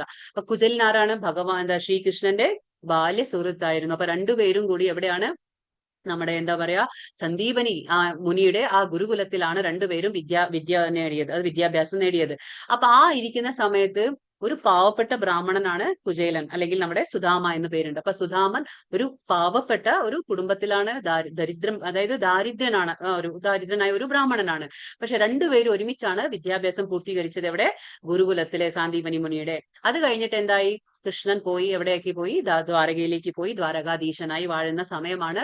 അപ്പൊ കടുത്ത ഒരു ദാരിദ്ര്യമാണ് നമ്മുടെ സുധാമൻ അനുഭവിക്കുന്നത്. ആ സമയത്ത് ഭാര്യയ്ക്ക് സഹിക്കാൻ പറ്റാതെ ഭാര്യ പറയാണ്, നിങ്ങളുടെ സുഹൃത്തല്ലേ ശ്രീകൃഷ്ണൻ, അപ്പൊ എന്തുകൊണ്ട് ശ്രീകൃഷ്ണന്റെ അടുത്തേക്ക് ദ്വാരകയിലേക്ക് പോയിക്കൂടാ? അവിടെ ചെന്നൊന്ന് നമ്മുടെ ബുദ്ധിമുട്ടുകളൊന്ന് പറഞ്ഞ് മനസ്സിലാക്കി കൊടുത്താൽ എന്തെങ്കിലുമൊക്കെ ഒരു സഹായം കൃഷ്ണൻ ചെയ്യാതിരിക്കില്ല. അപ്പൊ നിങ്ങൾ ഒന്ന് ചെന്ന് കൃഷ്ണനെ കാണാൻ പറയാണ്. പക്ഷെ ഇദ്ദേഹത്തിന് ഒരു ആഗ്രഹമുണ്ട്, അതായത് കൃഷ്ണനെ കണ്ടിട്ട് ഒരുപാട് കാലങ്ങളായി. അപ്പൊ കൃഷ്ണനെ കാണാനുള്ള ആഗ്രഹമുണ്ട്. പക്ഷെ അവിടെ ചെന്ന് ആ ദാരിദ്ര്യ കഥകളൊന്നും ബോധിപ്പിക്കാനൊന്നും താല്പര്യമില്ല. അതൊന്നും ഇഷ്ടമല്ല ആർക്ക്? ആ കുചേലന്. കാരണം അതിനാണല്ലോ ഭഗവാനെ സേവനം അനുഷ്ഠിക്കുമ്പോ എങ്ങനെയാണ്? ഒന്നും പ്രതീക്ഷിക്കാതെയാണ് നമ്മൾ ചെയ്യേണ്ടത്. അതാണല്ലോ അകർമ്മ. അപ്പൊ ഇദ്ദേഹം എന്താണ്? ഭാര്യ നിർബന്ധിക്കുമ്പോ പോവുകയാണ്. ഏതായാലും കൃഷ്ണനെ കണ്ടിട്ട് ഒരുപാട് നാളായി, കാണാമല്ലോ എന്നുള്ള ആ ഒരു ചിന്തയിൽ ഇങ്ങനെ പോവാണ്. പോകുമ്പോ എന്തെങ്കിലും, ഇപ്പൊ നമുക്ക് ഒരുപാട് വർഷങ്ങളായിട്ട് നമ്മൾ തമ്മിൽ കാണുമ്പോൾ നമ്മൾ എന്തെങ്കിലുമൊക്കെ ഒരു കയ്യിൽ ഗിഫ്റ്റ് പിടിക്കും അല്ലെ, കൊടുക്കാൻ. അപ്പൊ ഇദ്ദേഹത്തിനും തോന്നാണ്, ഞാൻ കൃഷ്ണന് വെറും കൈയോടെയാണല്ലോ പോകുന്നത്, എന്തെങ്കിലും കൊടുക്കണ്ടേ കൃഷ്ണന്. പക്ഷെ ദാരിദ്ര്യം മൂലം ഒന്നും തന്നെ കൊടുക്കാനില്ല ഭഗവാന്. അപ്പൊ എന്താണ് ചെയ്യുന്നത്? കടം വാങ്ങിയിട്ട് കൊണ്ടുവരുന്ന കുറച്ച് അവിലുണ്ടായിരുന്നു കയ്യിൽ. അപ്പൊ ആ അവിലും കയ്യിലെടുത്ത്, ആ വസ്ത്രമാണെങ്കിൽ എല്ലാം കീറി മുഷിഞ്ഞ വസ്ത്രമാണ് അണിഞ്ഞിരിക്കുന്ന സുധാമൻ. പക്ഷെ എങ്കിലും ദ്വാരകയിലേക്ക് പോവുകയാണ് കൃഷ്ണനെ കാണാനുള്ള ആ ഒരു സന്തോഷത്തില്. അവിടെ എത്തുമ്പോ എന്താണ്? പ്രവേശദ്വാരത്തിൽ അവര് ഭഗവാന്റെ സേവകർ എന്താണ് സുധാമനെ തടയാണ്, ഉള്ളിലേക്ക് പ്രവേശനം കൊടുക്കുന്നില്ല. കാരണം അദ്ദേഹത്തിന്റെ ആ വസ്ത്രം എല്ലാം കാണുമ്പോ അവർക്ക് ആരാന്ന് മനസ്സിലാകുന്നില്ല. പക്ഷെ അവർ ഉള്ളിലേക്ക് കടത്തിവിടുന്നില്ല. അപ്പൊ ഇദ്ദേഹം സുധാമൻ പറയാണ്, അതായത് കൃഷ്ണനോട് ചെന്ന് ഒരു കാര്യം പറഞ്ഞാൽ മതി, ഒന്നും പറയണ്ട, ഒരു കാര്യം പറഞ്ഞാൽ മതി, ബാല്യ സ്നേഹിതൻ സുധാമൻ വന്നിട്ടുണ്ടേ, അല്ലെങ്കിൽ കുചേലൻ വന്നിട്ടുണ്ടേ എന്ന് ഒരൊറ്റ കാര്യം പറഞ്ഞാൽ മതി എന്ന് പറയും. എന്നിട്ട് ഇവര് ദ്വാരപാലകർ പോവാണ്, കൃഷ്ണന്റെ അടുത്തേക്ക് ചെന്ന് പറയാണ്, അതായത് പ്രവേശന ദ്വാരത്തില് ഒരാള് വന്നിട്ടുണ്ട്, അദ്ദേഹം പറയാൻ പറഞ്ഞു അദ്ദേഹം ബാല്യ സ്നേഹിതനാണ് കുചേലൻ എന്ന് പറയാൻ പറഞ്ഞു. അത് കേട്ട പാടെ കൃഷ്ണൻ എന്താ ചെയ്തേ? എല്ലാം വിട്ടെറിഞ്ഞ് ഓടാണ് ചെയ്യുന്നത്. അവരോട് ആജ്ഞാപിക്കല്ല ചെയ്തേ, സ്വയം കൃഷ്ണൻ ഇറങ്ങി ഓടാണ്. ഓടി എവിടേക്ക് എത്തി? അവിടേക്ക് എത്തി. എവിടെ? നമ്മുടെ ആ എന്താ പറയാ, പ്രവേശദ്വാരത്തിലേക്ക് എത്തി. ആ സ്വയം എന്താണ്? കെട്ടിപ്പിടിക്കുകയാണ് ചെയ്യുന്നത്. ഭഗവാൻ കുചേലനെ കെട്ടിപ്പിടിച്ച് കയ്യും പിടിച്ച് ഉള്ളിലേക്ക് കൊണ്ടുവരാണ്. ഉള്ളിലേക്ക് കൊണ്ടുവന്ന് എന്താണ്? ഭഗവാനും രുക്മിണിയും കിടക്കുന്ന ആ ശയ്യയിലാണ് കൊണ്ടുവന്ന ആരെ? കുചേലനെ ഇരുത്താണ്. ഇരുത്തിയിട്ട് എന്താണ്? ഭഗവാൻ ആ പാദങ്ങൾ സ്വയം കഴുകി കൊടുക്കുകയാണ്. കുചേലന്റെ പാദങ്ങൾ സ്വയം കഴുകി കൊടുത്ത് ഒരുപാട് സന്തോഷം പ്രകടിപ്പിക്കുകയാണ് ഭഗവാൻ. ഒരുപാട് ആദരവ് നൽകാണ് ആ സുഹൃത്തിന്, ബാല്യ സുഹൃത്തിന്. എന്നിട്ട് കെട്ടിപ്പിടിക്കുകയാണ്. വേഷമോ ഒന്നും ഭഗവാൻ കാണുന്നില്ല. അതാണ് ഭഗവാൻ ഭാവം മാത്രമേ കാണുള്ളൂ. എന്നിട്ട് കെട്ടിപ്പിടിച്ച് രണ്ടുപേരും കാലത്തിലെ എല്ലാം കഥകളെല്ലാം പറഞ്ഞ് ആസ്വദിച്ച് ചിരിയും ഭക്ഷണവും എല്ലാം കഴിച്ച് ചിരിക്കുകയാണ്. കുറെ ചിരിച്ചു, കുറെ വർത്താനം പറഞ്ഞു, കുറെ എന്നിട്ട് ഭക്ഷണം എല്ലാം കഴിച്ചു ഒരുമിച്ച്.